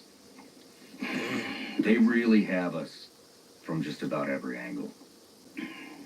And they have a grand plan and a grand strategy to, they believe the whole 20th century was anti-Chinese. The whole the whole security architecture, from NATO to the World Bank to everything, exists to serve America's interests, which in some parts they did exist to serve the interests of the winner. All those institutions, of course, have been totally corrupted and all of that. But originally they were meant to create a strategic architecture that reinforced the dominance of the West. So they reject all of those things. And they are seeking the only way they can implement a structure that serves them is by defeating us. And they know that. And they're ambitious enough, the leaders, Xi Jinping and others in the CCP, to put in a plan to do it. And we're too busy. And then we, not only do we not do anything about it, but we let in TikTok where they can trans our kids and they don't trans their kids. Yeah. This is why, and not just because of this, but like my faith has become so much more important to me than politics, than the day-to-day grind, because we can invest all our time and all our energy in a political outcome, and it's not going to save us. So I'm grateful to know who my Lord and Savior is, and ultimately we know who wins the victory there. But it doesn't mean we don't need to still be actively involved in every way we can. We still got to try. Absolutely. I'm with you, though. I am with you. But, I mean, are you concerned about nuclear war? I mean, yes, in a general sense, I guess. I found overinflated from the beginning this idea that Vladimir Putin's attack on Ukraine was going to lead to nuclear war or war across the continent. I've always felt like it was, from the beginning, like a couple days in, I'm like, this feels like a Putin's give me my shit back war. It kind of feels like, I feel like you've been pushing pretty hard, and we used to have the former Soviet Union, and we're pretty proud of that. And Ukraine was a part of it, and all these other countries. And I want my shit back. And I think I'm at the right time where I'm powerful enough to do it, and you're not quite on my border yet, and Biden's AWOL, so I'm going for it. And just like I did under my minor incursion under Obama, I got what I could. I got Crimea. Now I waited under Trump. Now I'm going to get my... And this idea that I hear all the time, and I've friends who would probably agree with us on most things. They're like, well, if you don't stop him in Ukraine, then he's going to go all the way to Poland. And he's going. I don't think he's... I mean, maybe in a perfect world where he had unlimited capabilities and he could crown himself king of Europe, he would. I think he's probably knows enough to know that it's probably not going much further than Ukraine. And I don't think he's a suicidal maniac who's hell-bent on bringing in Armageddon through nuclear warfare. So hey, if Ukraine could defend themselves from that, great. But I don't want American intervention driving deep into Europe and making him feel like he's so much on his heels that then he does have to... Because early on, he was talking about nukes. If you remember, there was this, we have to use nuclear weapons here or there. So, I mean, I'd be interested in your thoughts on that, but it's not current...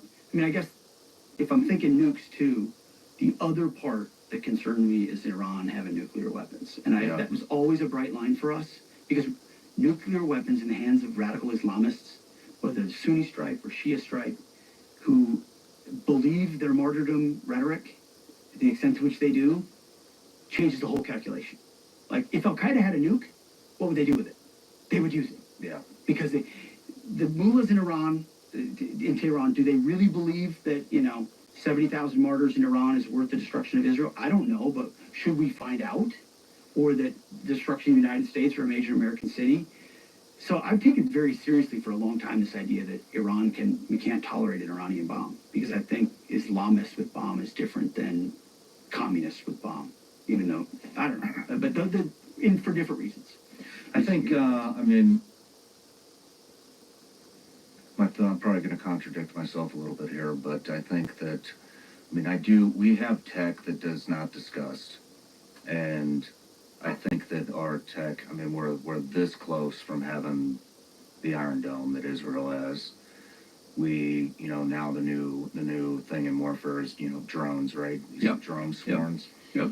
Well, a lot of people are worried about that. We actually already have the answer. Have you heard of the company Eberus? I have not. So it's basically, they make directed EMP weapons. And so you should check it out. Oh, that would make sense. It gets a swarm of drones. Yeah, so they'll See take that? out 20, 30 drones just like that. Doesn't take ammo, it's just, And it looks directed like one of enough. those missile launchers that we used to use in Desert Storm. Sure. I don't remember what you call them, but they're already deployed all over the world. I know the CEO of it, the guy that invented the damn thing, and I've chatted with him, and he sends me videos. This shit's public, though. You can look it up, but when you see things like that, Yeah. I'm like, we're good. We're good. I don't think the old tech, that's coming toward, I don't think the nuclear thing is as, I pray and hope, and I do believe that we probably have some sort of an answer to that when I see things like this coming out. When I see the thing that's like, and it's not like it shoots all 30 drones down Sure. individually. It's just, you just see no noise, just 30 drones, 30 helicopters. I don't know how many it could take out at once, but they all just fall. And so when I see stuff like that, I'm like, okay, we still have an edge here. With that being said, I know he told me that he produced the chips in it himself. But, I don't know if anything's coming from China. I don't know what other weapons we have and what's manufactured in China, or what IP they have stole from us, because that's another big thing that they've done is they've stole all of our IP. Mm-hmm. And so that's kind of what I think. I'm not as concerned about it as probably most people, but Yeah, I'm with you. I think our biggest threat is internal. I think we're committing cultural suicide, and we've lost complete focus on the basics and building blocks of what made Western civilization in America exceptional. yeah. Fruitful, prosperous, strong, free, and we've got groups of people inside our own country hell-bent and determined to tear them down. And you see it in an immediate manifestation in the Pentagon, but the book I wrote before, Battle for the American Mind, was about the progressive takeover of the K-12 education system. So what they've done over the last 100 years. And when you really pull the curtain back on that, yeah, we're going to have to fight for it. All of these other things are real, but if you don't, we're in totally uncharted territory where we're trying to keep a republic, keep a country, while simultaneously raising up and training the youth of our country to believe that that country is bad. And I'd like someone else to find me a historical comp to that. Because in China, they're still teaching that China is good. In India, they're still teaching India is good. Pakistan, you name it, good or bad countries, friendly or not friendly, except for Western Europe, where they've effectively committed the same level of cultural suicide. They're not teaching that we're just imperialist, colonialist, racist, sexist, horrible land stealers from the beginning. That's what big chunks of American kids are getting every single day. Yeah. And it will form a lot of their worldview. So as much as the war on warriors is important to me, and our military is, and it is, what we're doing to shape the next generation of kids in our country will have the longest impact. I want to talk to you about the education stuff. I'm going to ask the question right now, though, that we were going to end with about your kids joining the military. Yeah, so... What do you tell them? I don't know if they've even read it yet. I told them I wrote a chapter for them, but they're still not all that interested. Even when they're 14, sometimes they're not all interested. I just mean talking to them. No, I know. They know from spending. First of all, I'm not gonna try to push. They're gonna do what they want to do. They know what their dad does and all of that, and what that he was proud of his service, and that's basically what I wrote the most in the letter. Is hey. Besides my faith, nothing has shaped me more. Nothing I'm more proud of. Nothing that taught me more about myself. It's where I got the real education in my life, not college, grad school, anything. It was the University of Baghdad and Samarra and Kabul and all these Gitmo. They're the best of the best. But I'm also honest with them. For the most part, if you don't serve, you will probably regret it. Now, a lot of this is in a static context, where things are normal the way we looked at it 20, 30 years ago. I recognize that. But the human ethos is the same, for the most part. But then I turned pretty quickly to, hey, but this isn't the military that I joined. Mm-hmm. That's not the military that other guys joined.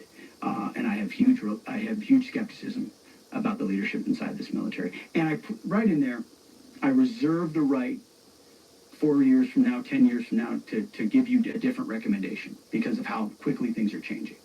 But ultimately, my result here at this moment is I would still want my boys and girls, if they wanted to, be willing to serve their country and raise their right hand and defend the Constitution.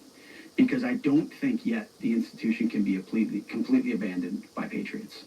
And filling the ranks with patriots in those bunks at the beginning, whether it's enlisted or officer, is critically important. And it would be hypocritical of me to say, oh, we need to revive our military, but my boys are above the ability to contribute to that.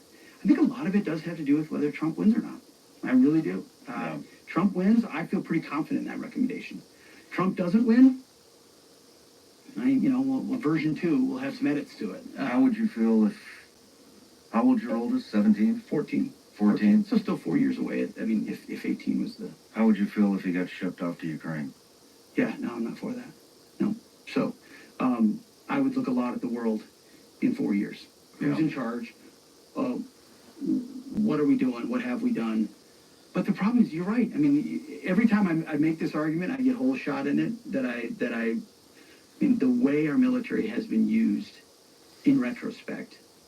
What if, let's rewind. What if it was Iraq, knowing what you know now?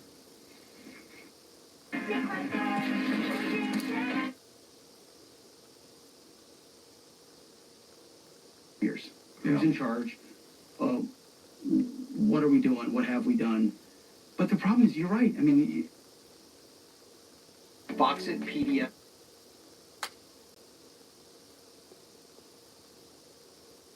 What if, let's rewind. What if it was Iraq, knowing what you know now? Come on in. My wife has pie in the oven. You must choose which door to go through.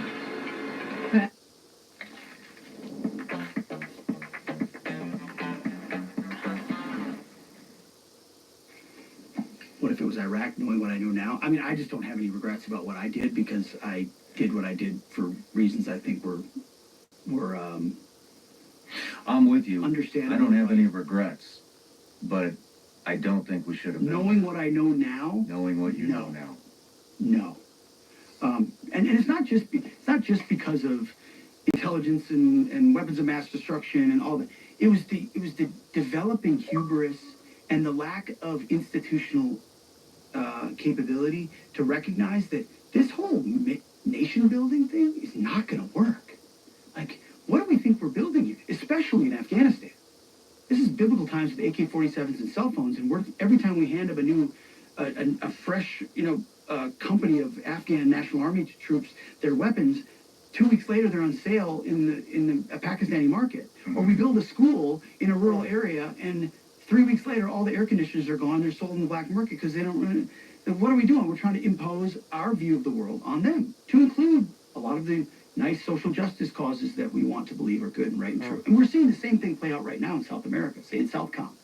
Our Southcom commanders running around talking about women in leadership, LGBT rights, and climate change in South America.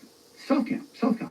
So, I mean, they do other stuff, but those are the big leadership focuses. What's China doing? Yeah. They're providing security protection. They're building ports. They're debt enslaving nations so that we have to work for them in the future. And they're playing for keeps. So is Russia in there. And we're running around talking about nonsense. So this is an institution, in my mind, that hasn't learned. Hasn't learned one bit. Yeah. Still thinks we did a great job on counterinsurgency. So if you're not on it, I mean, and I look back at how the reasons I was an advocate for it so directly at the time is because I believed in it, and I believe in our country, and I believe in finishing wars we fight. Mm-hmm. If you fight it, let's finish it and get the hell out. But don't leave in shame. Don't leave the way we left in Afghanistan. But because we fought a 20-year war in 1-year iterations and never learned in the process, and then try to change hearts and minds, it didn't work, and it collapsed under its own weight. Now it's worse. So if you find me someone who thinks that those wars were better and that we think they should do them in 2024, they need a lobotomy, because they haven't looked at the evidence afterwards to recognize where we are. It just wasn't. It was a house of cards meant to fall.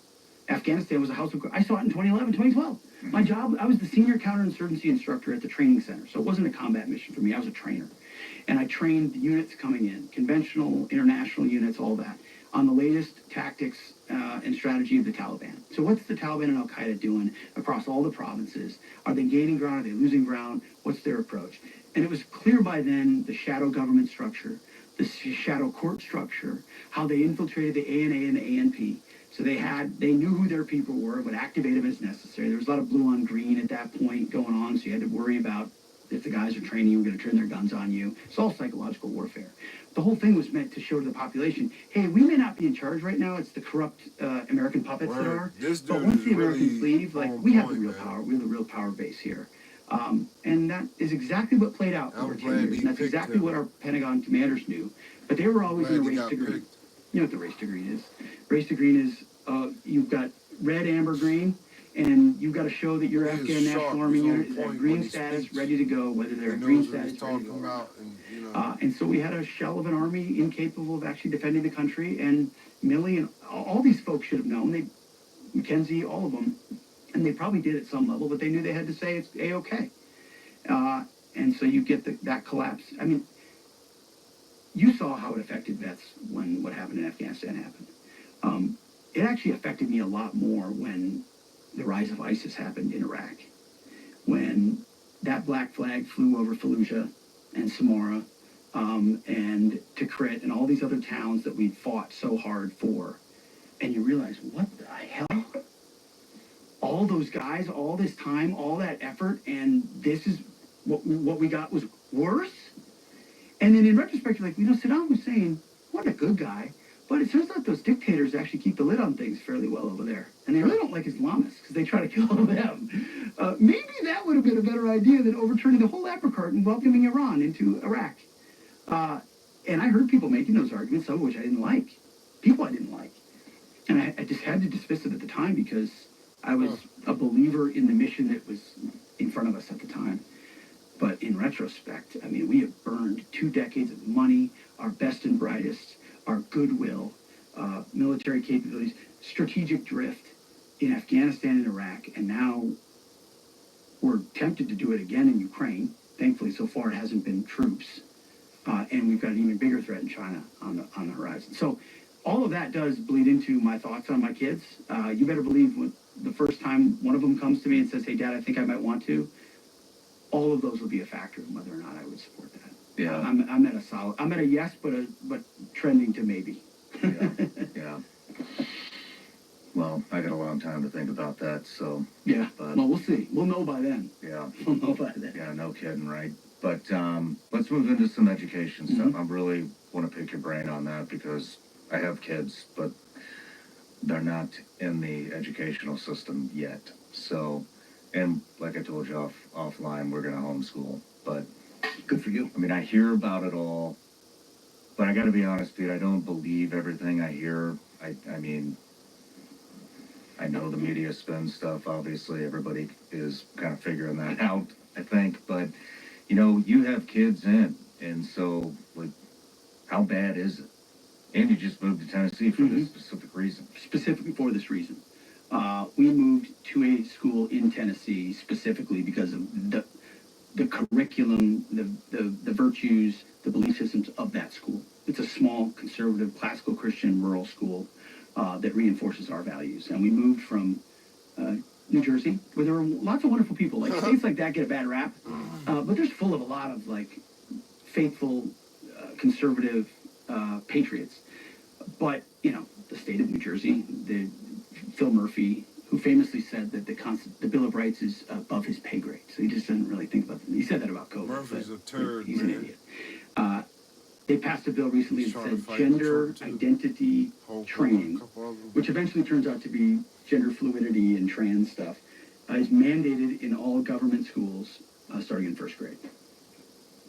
First grade. And I say government schools intentionally. They're not public schools. They're government schools.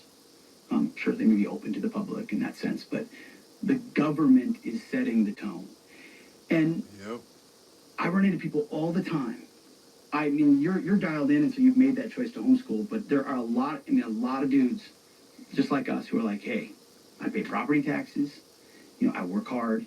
You know, we moved to a nice area. That say the schools are good. We moved here for the schools.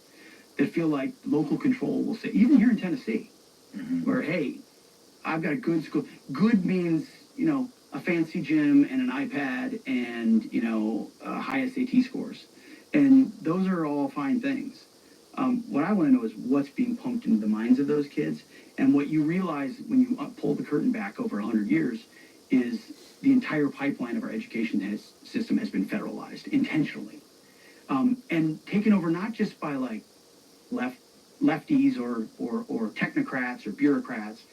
Everyone you meet through that timeline who's pushing hard on the shoulder on the plow of education is an atheist, a Marxist, or a socialist, or a humanist. A lot of them are humanists. Which is What's a humanist? Humanist is basically it completely rejects Christianity or faith at all, and so it's all humanity is at the center of good and evil, right and wrong. It's effectively secularism posited as an alternative religion to Christianity.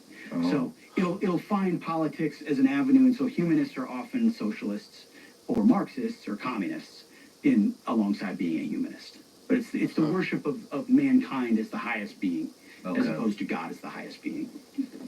So they're all that's the train of people pushing this educational philosophy. And I used to think it started in the 60s. It actually goes back to the progressive era and even before that. But they very intentionally, the one thing they knew they had to remove from the beginning was God. God had to come out of the schools because God was the immovable object that prevented their utopian schemes. They wanted, if you want to manipulate children, if you want to change the way they think, rewire the relationship of families, you have to get at the God thing because the garden and the sin in the garden is all disrupts those utopian schemes.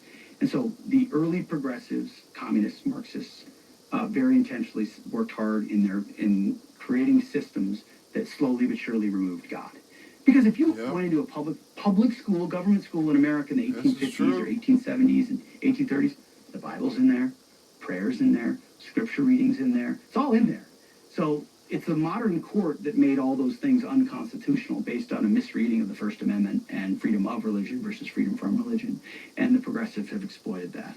And then the process from there they used patriotism falsely to sort of get rid of God. And then once they built an allegiance to state, and what that was is they replaced basically the cross in the Bible with the flag and a pledge. The original Pledge of Allegiance was written by a socialist minister, and it did not include under God. The Pledge of Allegiance originally didn't include under God. Eisenhower added under God in the 50s when we were fighting the godless communists. So you have a flag and you have a pledge, a pledge of allegiance to the republic. By the way, we're a republic, not a democracy, and our education system pumps democracy down people's throats, and our founders couldn't stand democracy, but that's a whole nother ballgame. The left always changes language. They change language to create an alternate reality, to manipulate human beings into whatever utopian scheme of 15 minutes ago they want to advocate for that increases their power and control. And they saw the government school system as the best entity to do that in. And so they focused and pushed. And so the other book talks about something called paideia, which paideia is a lost Greek word that I don't know Greek, I don't know Latin because I didn't have a classical education. And paideia basically means the enculturation of the youth. So what kind of worldview is implanted on your heart or your soul before you're 12, 13? Right. The vision of the good life. Like Afghans have a paideia. We have a, what does it mean to be good, to be virtuous, to be healthy? What are your virtues? All those things are in a paideia.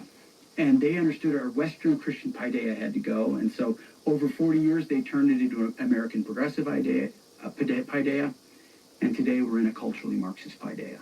And I say that without hesitation, with full understanding of that there are some schools that are a little different here on the government spectrum. But ultimately, even if you're hiding out at a good school with a good superintendent and good principal, the pipeline of the curriculum is the same as other schools because it's all been federalized in Washington, D.C. by bureaucrats who are pushing a very specific agenda. And so the Battle for the American Mind lays out the ways and layers in which they've consolidated that power to a complete takeover. And so when you say get out of the military, get out of the institution, and I say no, charge ahead right now, my prescription in Battle for the American Mind is tactical retreat.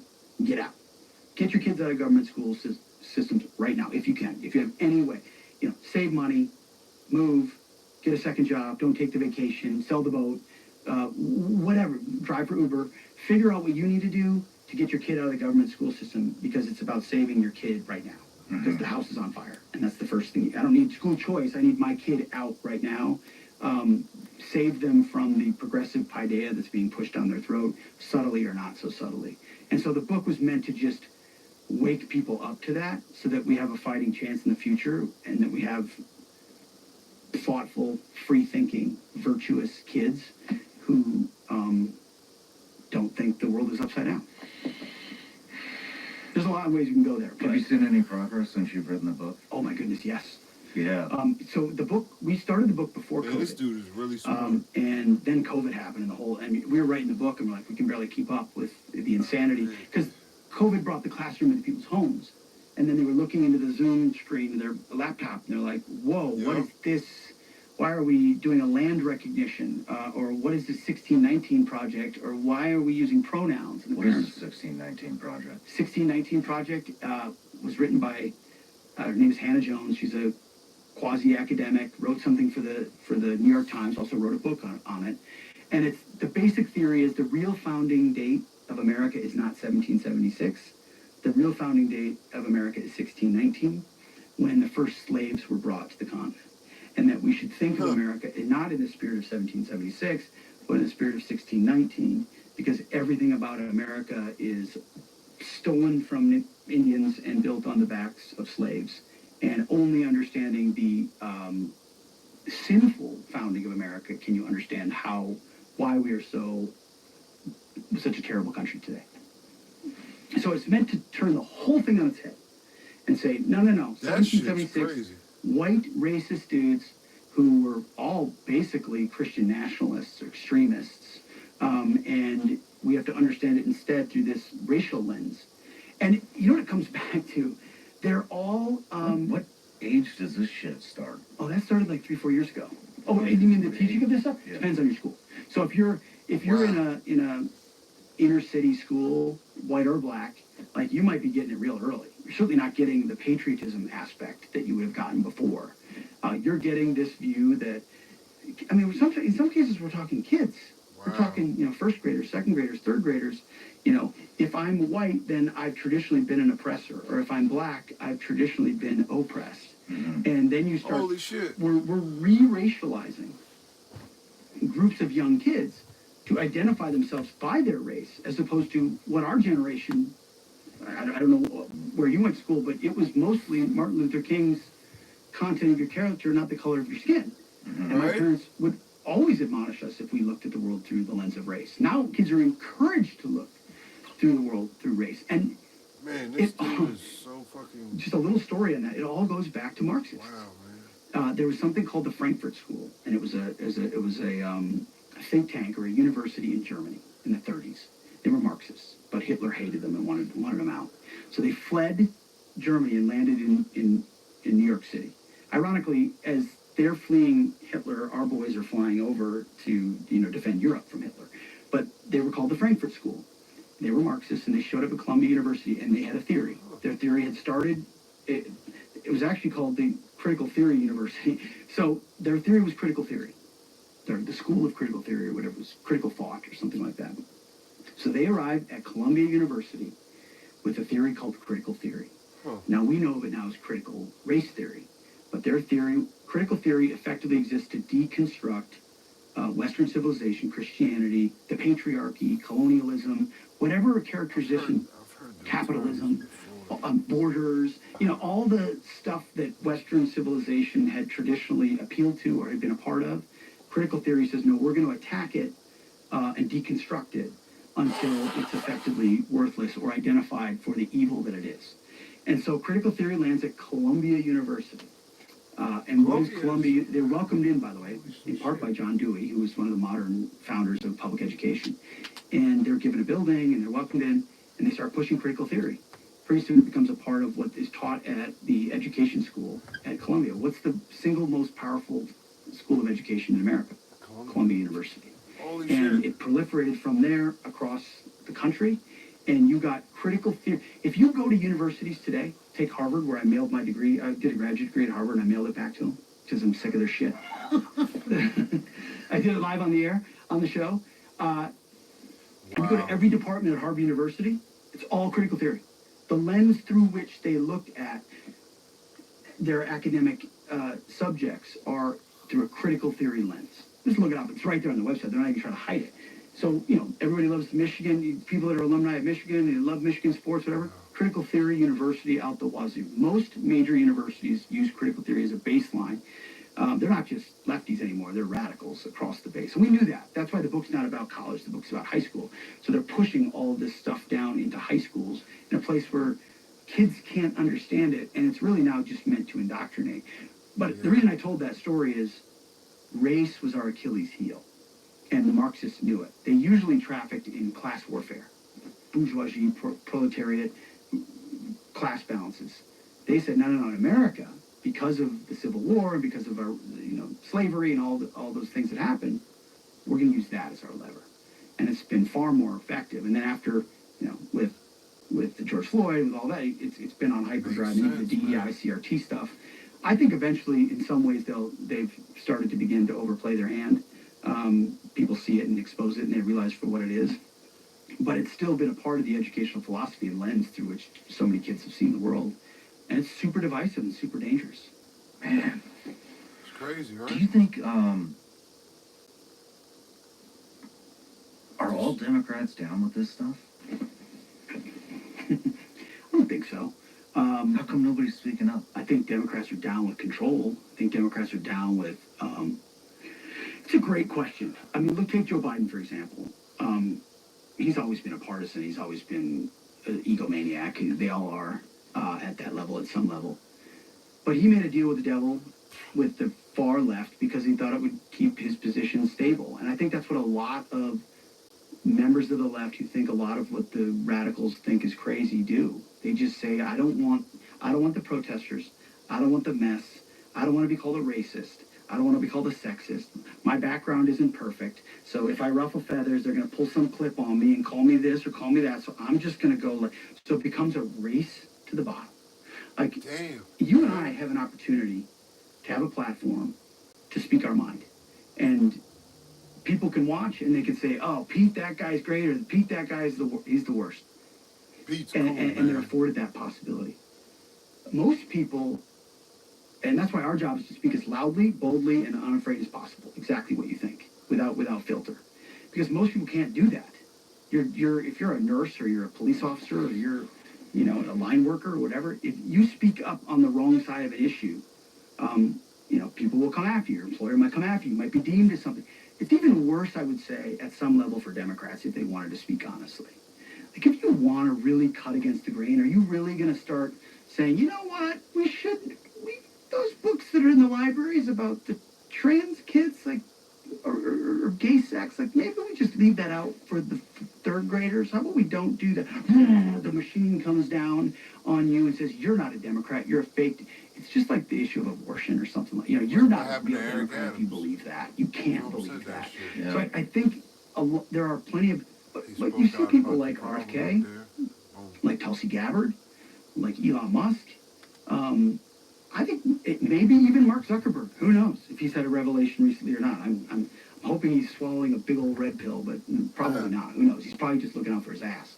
But I'd say that's highly I think that's likely. probably right? Yeah, but he did say that the Trump thing. You know, he's badass to get up and do this. We'll see. I did write that letter the other day. I have a theory that he's probably trying to. It's risk mitigation for his company. Yeah.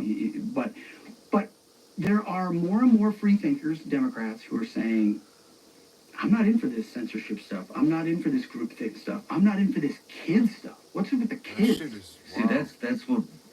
that's what really gets me, Pete. All this trans shit, race shit, whatever. Like, Word. it bugs me. It really bothers me, but it's always been a thing. It's always gonna be a thing. This kid shit, though. Yep. This, Word. like, turning pedophiles into, like, some kind of sexual preference that everybody's okay with. It's under that flag, man. They got that I don't know flag how. protecting them. I do not know how you can be down with that. I got family that votes this way. It disgusts me. Like, you are wanting to put fucking pedophiles on the map and make it okay to molest my fucking kids. And that's not cool. And I don't see anybody speaking up for it on that side of the aisle. And it just enrages me. Like all these other things. You know, you wanna do that? You wanna even the gender stuff, you know, in the surgeries on If you're a grown adult, yeah, I don't like who cares, man. But Word. this stuff, like you are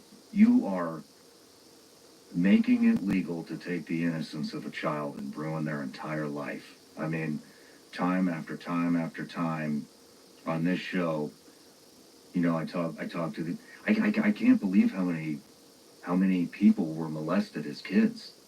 You know, and these people are trying to make it okay. They're trying to make it normal. A sexual preference. We should What the fuck do they call we them? should They accept call them this a map. shit.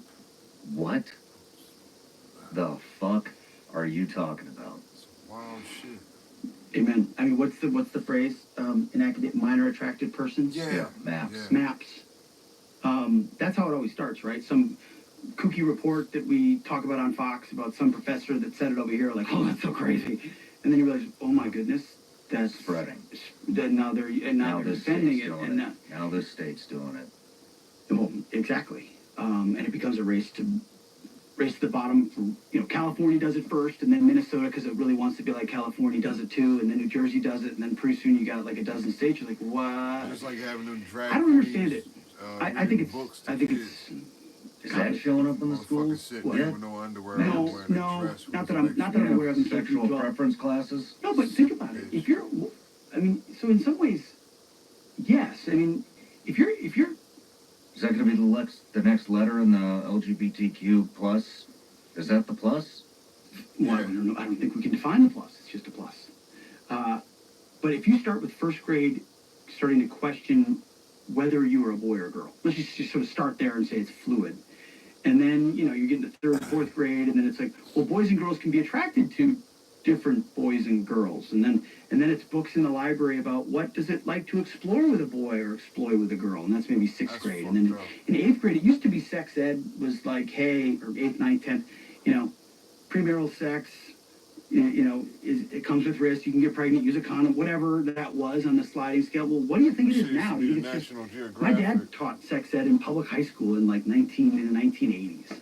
Like I know my dad is the most wonderful human being I know. I know he's playing it straight. I know he's not adding some theology or some. He's saying the stuff the curriculum requires him to say. Plus, probably, hey, the best thing you can do is avoid premarital sex if you don't want to get pregnant, you don't want to get STDs. But if you do, here's the boo-boo. He's not putting condoms on bananas and doing weird stuff. He's just playing it. These days, what's mandated in the curriculum is an introduction of, well, different people can be attracted to different things and want different things. And, what does consent look like? And that's, consent is obviously something important to talk about. But it all gets very, very muddy and complicated. It almost feels hypersexualized. So the point of the education system, it shouldn't be to explore each other's sexuality ad nauseum. The point, I thought, was to just make sure you're not having, you're not having unwanted pregnancies. That's what they said it was. And STDs. So they're teaching kids about responsible sex, which should always have been the function of parents at home. But you've got broken families and all of that. So I'm not saying they're pushing minor attracted persons in first grade, but if you're teaching hypersexualized topics, and there's people that are way more informed on this than me, but we touch on in the book all the way through the pipeline, then you're introducing the idea of sexuality early and earlier, which only creates problems for everybody involved. That's the biggest reason we left New Jersey. We were going to leave anyway, and we were already out of the government schools. But the idea that this stuff is being peddled and pushed, now you can. Obviously, you teach your kids at home. I don't want to spend my time deprogramming my kids or having to play defense on what they just heard for 8 hours a day. Yeah. And that's a lot of Americans every day. And they may not be teaching that this year, but they probably will be next year. I mean, do you know about the Furbies thing? Well, I've heard about. I've heard about it. I don't know how. I'll be honest. I don't know how widespread it is. I've heard anecdotal evidence of it. It happened here. In Tennessee. It happened in, hold on, is it Cookville? Cookville.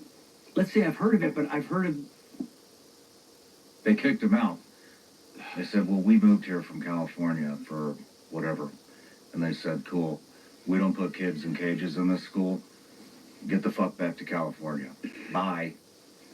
And it stuck, thank God. Well, thankfully, for the most part, my experience, like half our church is from California, is that most people moving from California here are moving because they want to move somewhere that reflects their values out of a crazy place like California. But that's what places like this have to do. Conservative places have to say, we moved here for a reason, this is what we believe in, we're not doing that stuff here.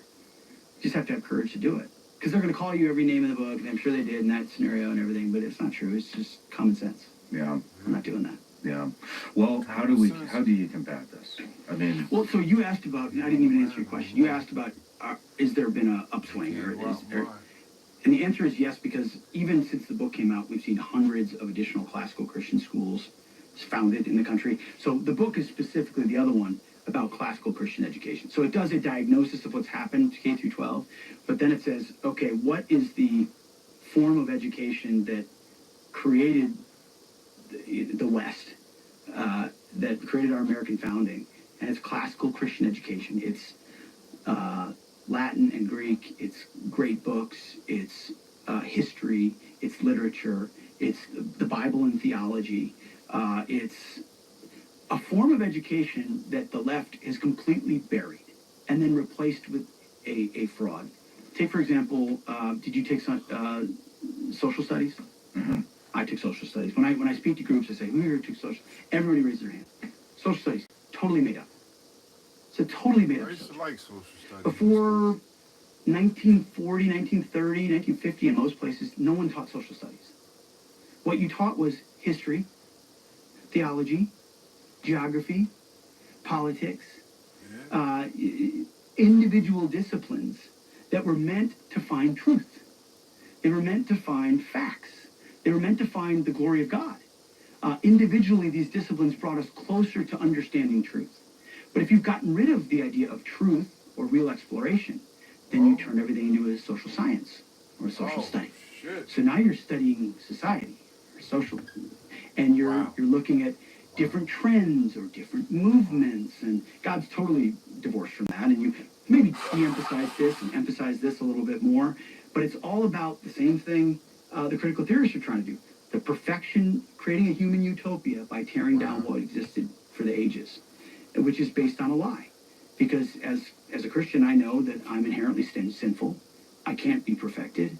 I'm saved only by grace, and that governments don't exist to perfect my life. They exist to protect my rights, endowed to me by a creator. And I don't look for the government to solve all of those things. But for utopians, for progressives, for leftists, it's the exact opposite. And so our whole education system's been infected. The book says get out. Homeschooling is on a huge ramp up. Classical Christian schools are on a huge, have exploded in the last couple of years, and we don't take credit for all of that. A lot of that is COVID. But parents waking up and saying, you can spend all day long listening to your show, watching Fox, and getting pissed. And a lot of people, a lot of us do. But what are you doing about your own family? Yeah. What do you do about your kids and your grandkids? That's what you have to save right now. Find a classical Christian school, find a Christian school, find a conservative school, find a homeschool pod. Classical Conversations is an awesome classical Christian network of homeschoolers that. What was that called? It's called Classical Conversations. I know the founder of it, Leah Bortons. She's amazing. And it's got a curriculum, but you come together, in your community once a week or whatever with other families that are doing it. And you can participate in sports and stuff. Anyway, there's way more today than there ever was 5 or 10 years ago. So there's a big one. And then you've got school choice making its way. Governor Bill Lee's got to get that done here. Other states have done that. Now, if you can get you got to be careful about this because some people are very critical and understandably so of money going from the government to a school because eventually the tentacles go into the school. So the money's got to be as divorced as possible from the school so it goes to the parents and then the parents make whatever choice they want. If you get that kind of boost in enough states, well, now parents are taking that $8,000 voucher and they're applying it to a classical Christian school or a Catholic school or another school and saying, and now they can afford it. Well, that kind of demand is going to be met eventually with supply that wants to meet that need. Now, the education establishment and the unions are going to go nuts because they're in the business, just like the vets groups, of defending the institution of the Department of Education in public schools. I just want my kids in the school that actually, teaches them. And none of this even has to do with reading and writing and arithmetic, which our kids can't do anymore. Yeah. Another example of that is, remember those commercials? Hooked on Phonics worked for me. Yeah. Hooked on Phonics. I remember as a kid, I was in school. I would make fun of them. Hooked on Phonics worked for me. Those guys must be so dumb. And I'm like, and the further I get away from it, I'm like, that's me. I never took phonics. I don't know how to conjugate a verb. I don't even know what a proper sentence structure looks like because I wasn't taught that. I taught to read on a whole word method. It was the new fad in the educational philosophy, whole word method. So that phonics is how we taught kids to read for hundreds and thousands of years. It worked really well. The educational bureaucrats started to tinker with it because that's what they do. What happened after that? Well, they actually got dumber. Reading scores went like this. When you teach kids phonics, they learn how to read the way they've always learned how to read, understanding our language, with roots in Latin and Greek and others that you add to. I don't know any of that. Do you know any Latin words? I don't know. Maybe some military Latin words? I know none. Did I know the history of Western civilization, say the Middle Ages, the Renaissance, the Reformation, all of the revival that happened in America before the Revolution that created the fertile ground for I didn't learn any of that. I remember coming home from public school in like 10th grade and saying, Dad, why is Ronald Reagan always the bad guy in the textbooks? Why is he always the bad guy? And I grew up in a conservative, God-fearing, regular old small-town America, Minnesota, because the textbooks are written by lefties in New York City, and they all hate Ronald Reagan. And I got to read that Ronald Reagan's a bad guy all day. Like, this has just been the case for a really long time, and we've ignored it for too long. And I do think we're in a huge educational renaissance because it's not going to be the 50% of Americans that wake up. That's why they it's the 1, 2, 3% that wake up, change course for their kids. They get faithful. They get involved. They grow a backbone. And they fill their kids with goodness and give us a fighting chance. And that's where my hope lies. And that's really if there's a contribution that I hope to have in this world, it's 7 kids that are believers in Christ, that know their history, know their Bible, love their country, and are willing to stand up for their family. Everything else, I don't care if they're a plumber or a soldier or a school teacher or construction work, doesn't matter. If they believe those things, I just think for too long we've chased the Harvard degree or you gotta be this, you gotta be that. Somebody's I got to feel be a like that's welder, not even mechanic, relevant a anymore. plumber, It's not. truck driver. It's not. It's what are you doing inside your home with your family and with your life and your faith and your beliefs, and are you willing to defend them? And that feels like the moment we're in right now. Yeah. What would you say, do these Christian schools cost money? They do. What would you say to the single mom who's working 2 jobs with 2 or 3 kids who can't afford that? How do they combat this? Have you thought about Much that? harder, of course. Much harder, thankfully. So classical Christian, I'll just use that as an example. There's a lot of nominally Christian schools we know that are Christian, but they're the same progressive schools as everywhere else. Got the same nonsense. And they usually cost $40,000, $50,000 a year. They're totally unattainable. Because classical Christian schools it's a mission-driven environment, they're much lower tuition. Now, still not nothing, but you're talking a fourth or a fifth of these big schools' tuitions. So it is more affordable. A lot of them also have scholarship programs where they say, hey, if you don't have the needs, our mission is to get your kids in here. So we want to try to find a way to meet those needs. There's also reductions for every additional kid, usually in the tuition cost of most of these schools. That said, it's still probably unaffordable for a lot of people. School choice and school vouchers is, find a state, if you can, that provides that. Take advantage of it. Take that money and put it where you want to put it. Are there states doing that? Yes. What states? Absolutely. Florida's one of them. West Virginia is one of them. Arkansas is soon to be one of them. Arizona just became one of them. Iowa's one of them. And I'm going to hear from Corey DeAngelis and others who can give me the whole list. But there's a bunch of them. Now, Is there any talk about this here? We're trying. See? Yes. In fact, it failed in the legislature last turnaround. Let me know when you want me to get loud. All right, good. The problem with Tennessee is that everyone's Republicans, but some are less Republican than others. Well, I figured that. Yeah. It took me a while to figure that out, but now I figured it out. So there's some squishes that have been in the pockets of unions for too long in too many powerful positions. A few changes in a few committees, and I think you get universal school choice in Tennessee, which would be awesome. Changes the whole game. So that single mom now has real options. Who do we talk to about that? Well, I think it's Bill Lee's trying to do it. I don't know that what he's doing will be as robust as a lot of people want.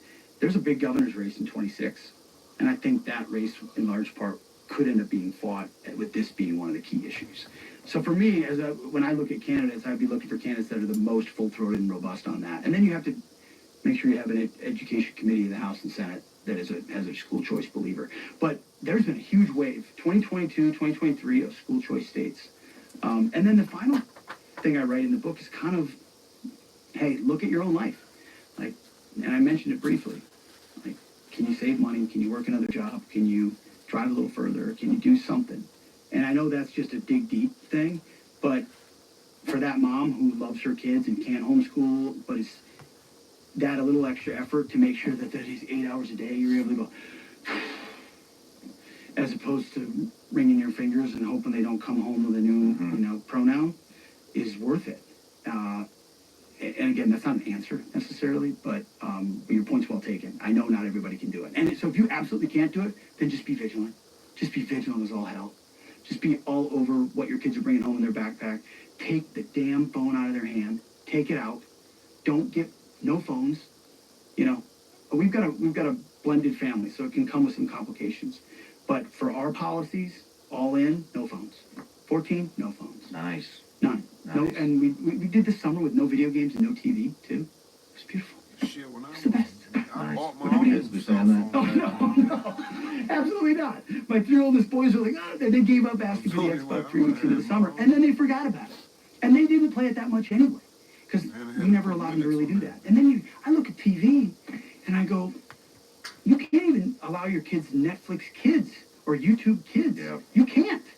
And so the list of things that I will allow them to watch on a streaming service, Fox Nation, but even then a lot of that is more oriented toward adults. You got Angel Studios, you've got a few, value, but really nothing. So why am I just turn it off or watch an old-timey movie or whatever when we want to? And I don't know, I just think the phone, kids' brains are not developed to handle that.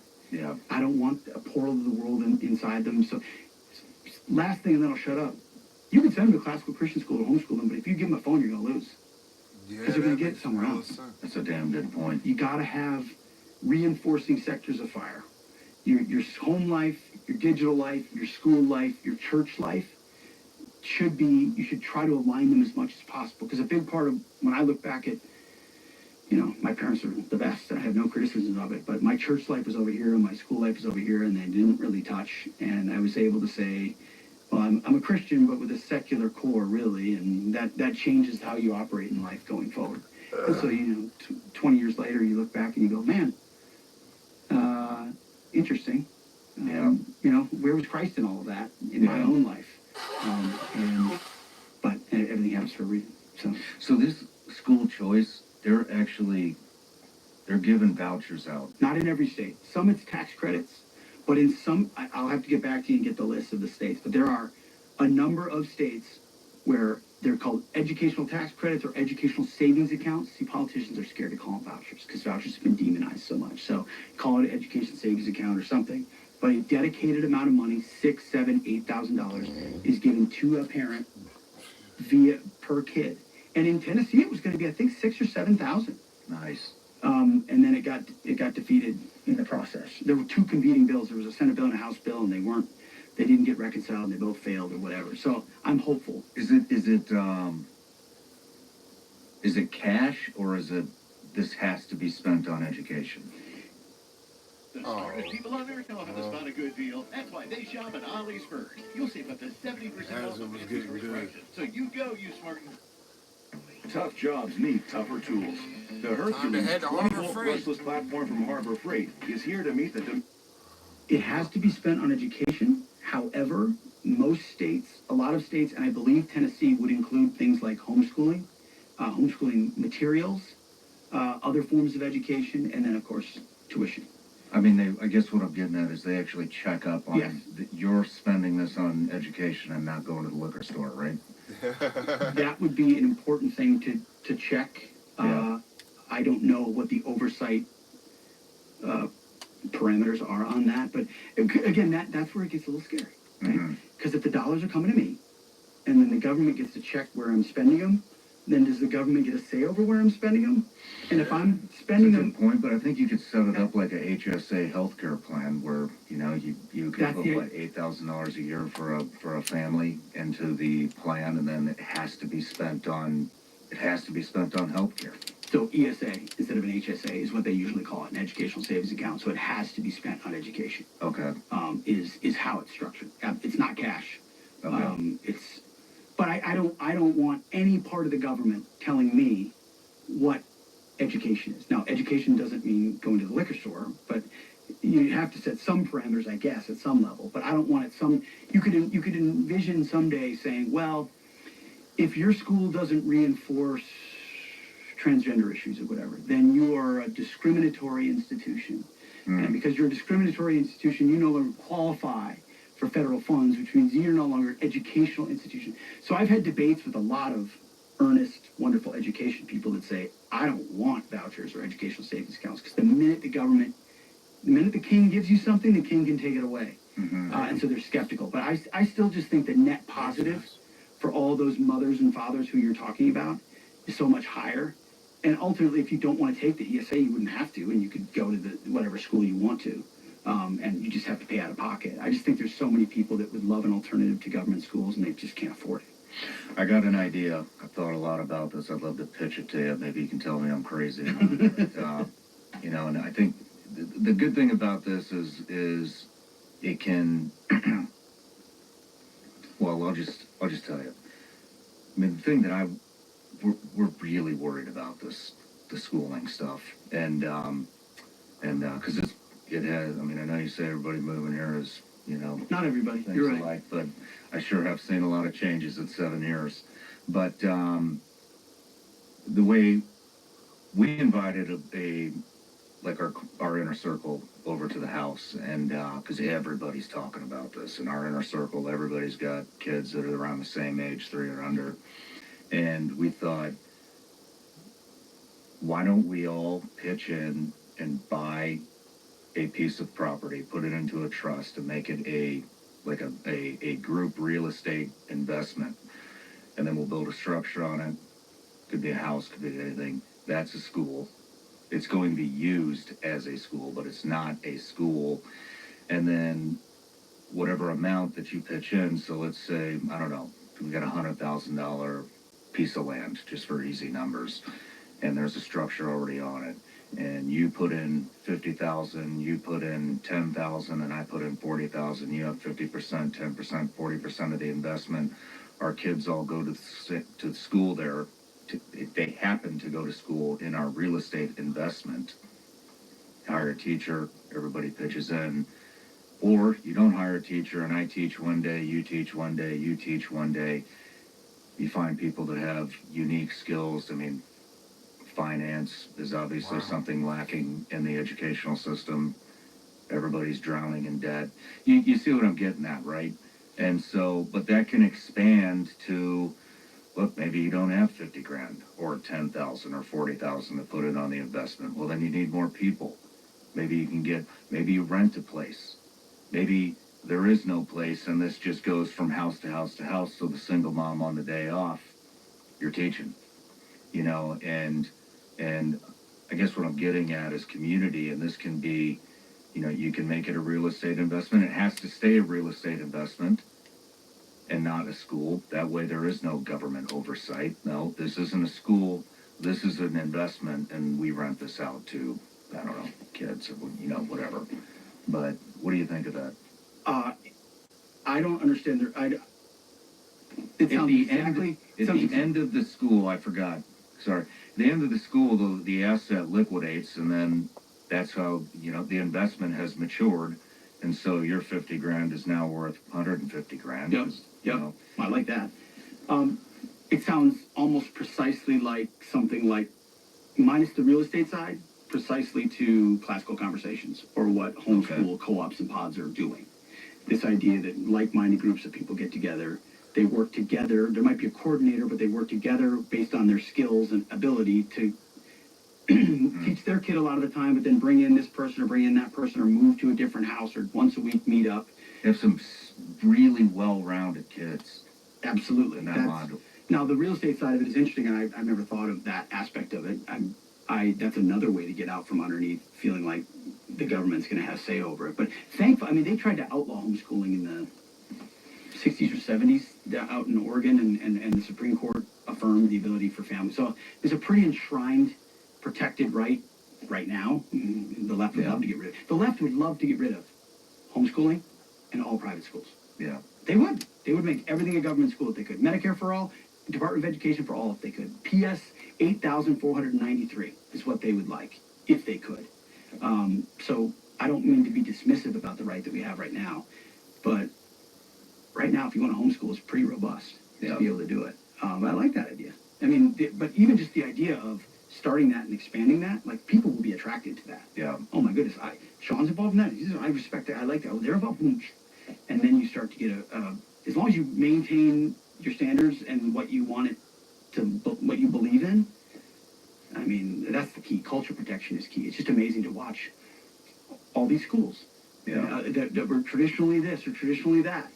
I mentioned Harvard. Like, it was founded to train ministers when it was Was it really? Yes, it was founded to train ministers. Wow. And so the last straw for me when I sent my degree back was, I mean, there were 1,000 straws, but then it was finally Harvard announced that its head chaplain its new head chaplain was an atheist. And I was like, really? That's interesting. That's interesting. Yeah, sounds like the dumbest shit I've ever heard. I'm out. You know? Yeah. And so I tore my diploma out live on the air and signed it and wrote back, and I've obviously not heard back from him. But, I mean, iteratively over time, over hundreds of years, an institution founded on one thing became something else. And we have that job, culture protection for people of faith and conservatives and Christians and patriots is key. Once you give on one thing, this aspect of the First Amendment, or this aspect of the Second Amendment, or we're going to start doing a little bit of DEI, a little bit, you just keep giving, and pretty soon you give your way all the way to we have no defense anymore. Yeah. Let's just see it time and time again. Yeah. Well, I like planting these seeds because it's good. It's a good idea. we're looking for ideas, and you know, just watch it grow Well, it's spoken like a businessman. Yeah. Why not make a little money while we educate the kids too? yeah. But well, Pete, I know we're under a time constraint, and I just really. He did one with Gabbard, Tulsa Gabbard. Where is she at? That was just like a couple days ago.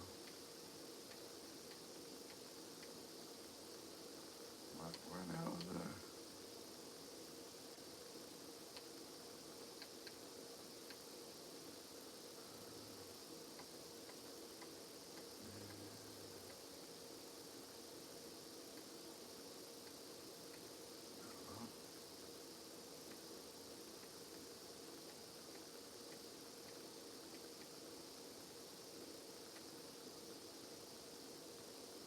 There it is. And this is before. Oh. Mr. Games have to do this leaving. Everything. Whether your goal is to get in shape or simply lead a healthier lifestyle, our industry-leading protein supplements can help fuel your journey. Visit Advertise shit that I firstform.com ain't today. gonna buy. I'm the You richest got guy no in the world. interest in. I have inherited the best. Yeah, I'm sorry, I gotta get past that commercial. Ollie's deals are so good, you won't believe. Oh shit. You don't want to just make a latte. Why they hit me with these long ass commercials? They check. But is this why they want the border wide open? The problem.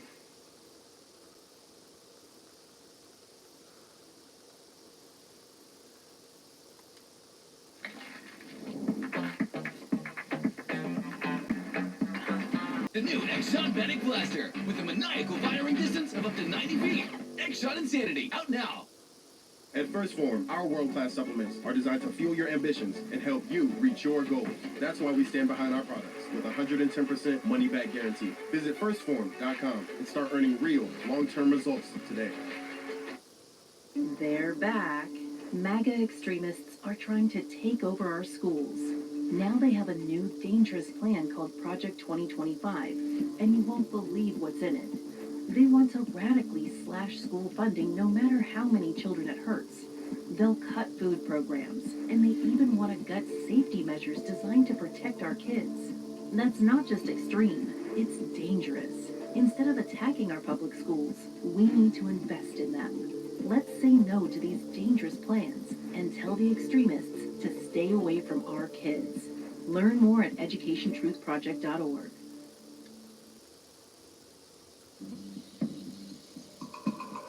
Dad? Go buck wild. Come on in. My wife has pie in the oven. We must choose which door to go through. What happens if we choose the wrong door?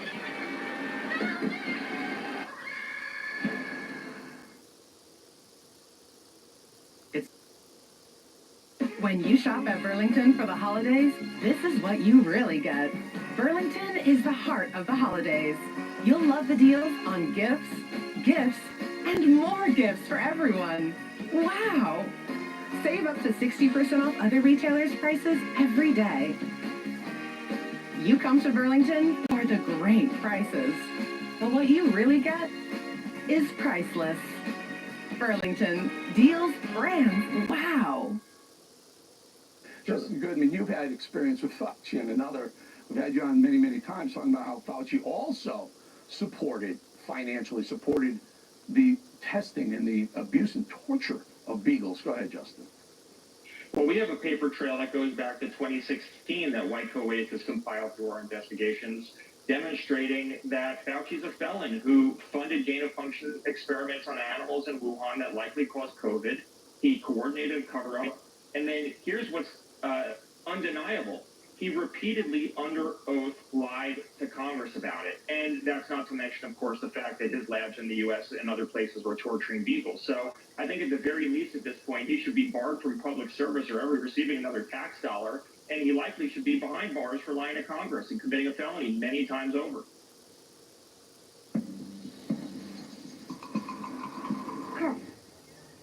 Go Buck Wild. On Well Beyond Medicine, the top-ranked children's health podcast, where global experts discuss bold ideas that are changing children's health for good. Subscribe now at nemoriswellbeyond.org. Sincere concern is that if too many of us are complacent in this election and don't realize what's at stake, and Kamala Harris is allowed to become president, Kamala Harris, she will continue to do the bidding of the unelected people who have been making decisions in our country, certainly over these last 3.5 years, that are all centered around how do they remain in power. Then we will get to a point where we won't recognize the country that we live in, and that our freedoms will be so eroded that it will be very difficult, if not impossible, to get them back.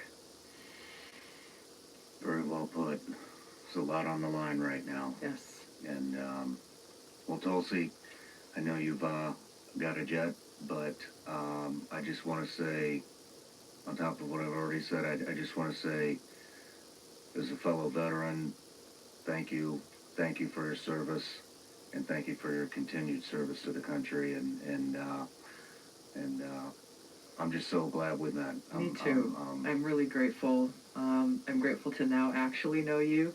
It's like these things where you listen to somebody on a podcast, you watch them on YouTube, you get a pretty good sense of who they are, which is why these podcasts are great. It's not just a soundbite. But I am so grateful that you invited me to come here and to actually know you. Thank you. That means a lot. Motorized Rage Fire, the crazy firing power of 4 darts per second. X-Shot and Come on in. My wife has pie in the oven. We must choose which door to go through. What happens if we choose the wrong door?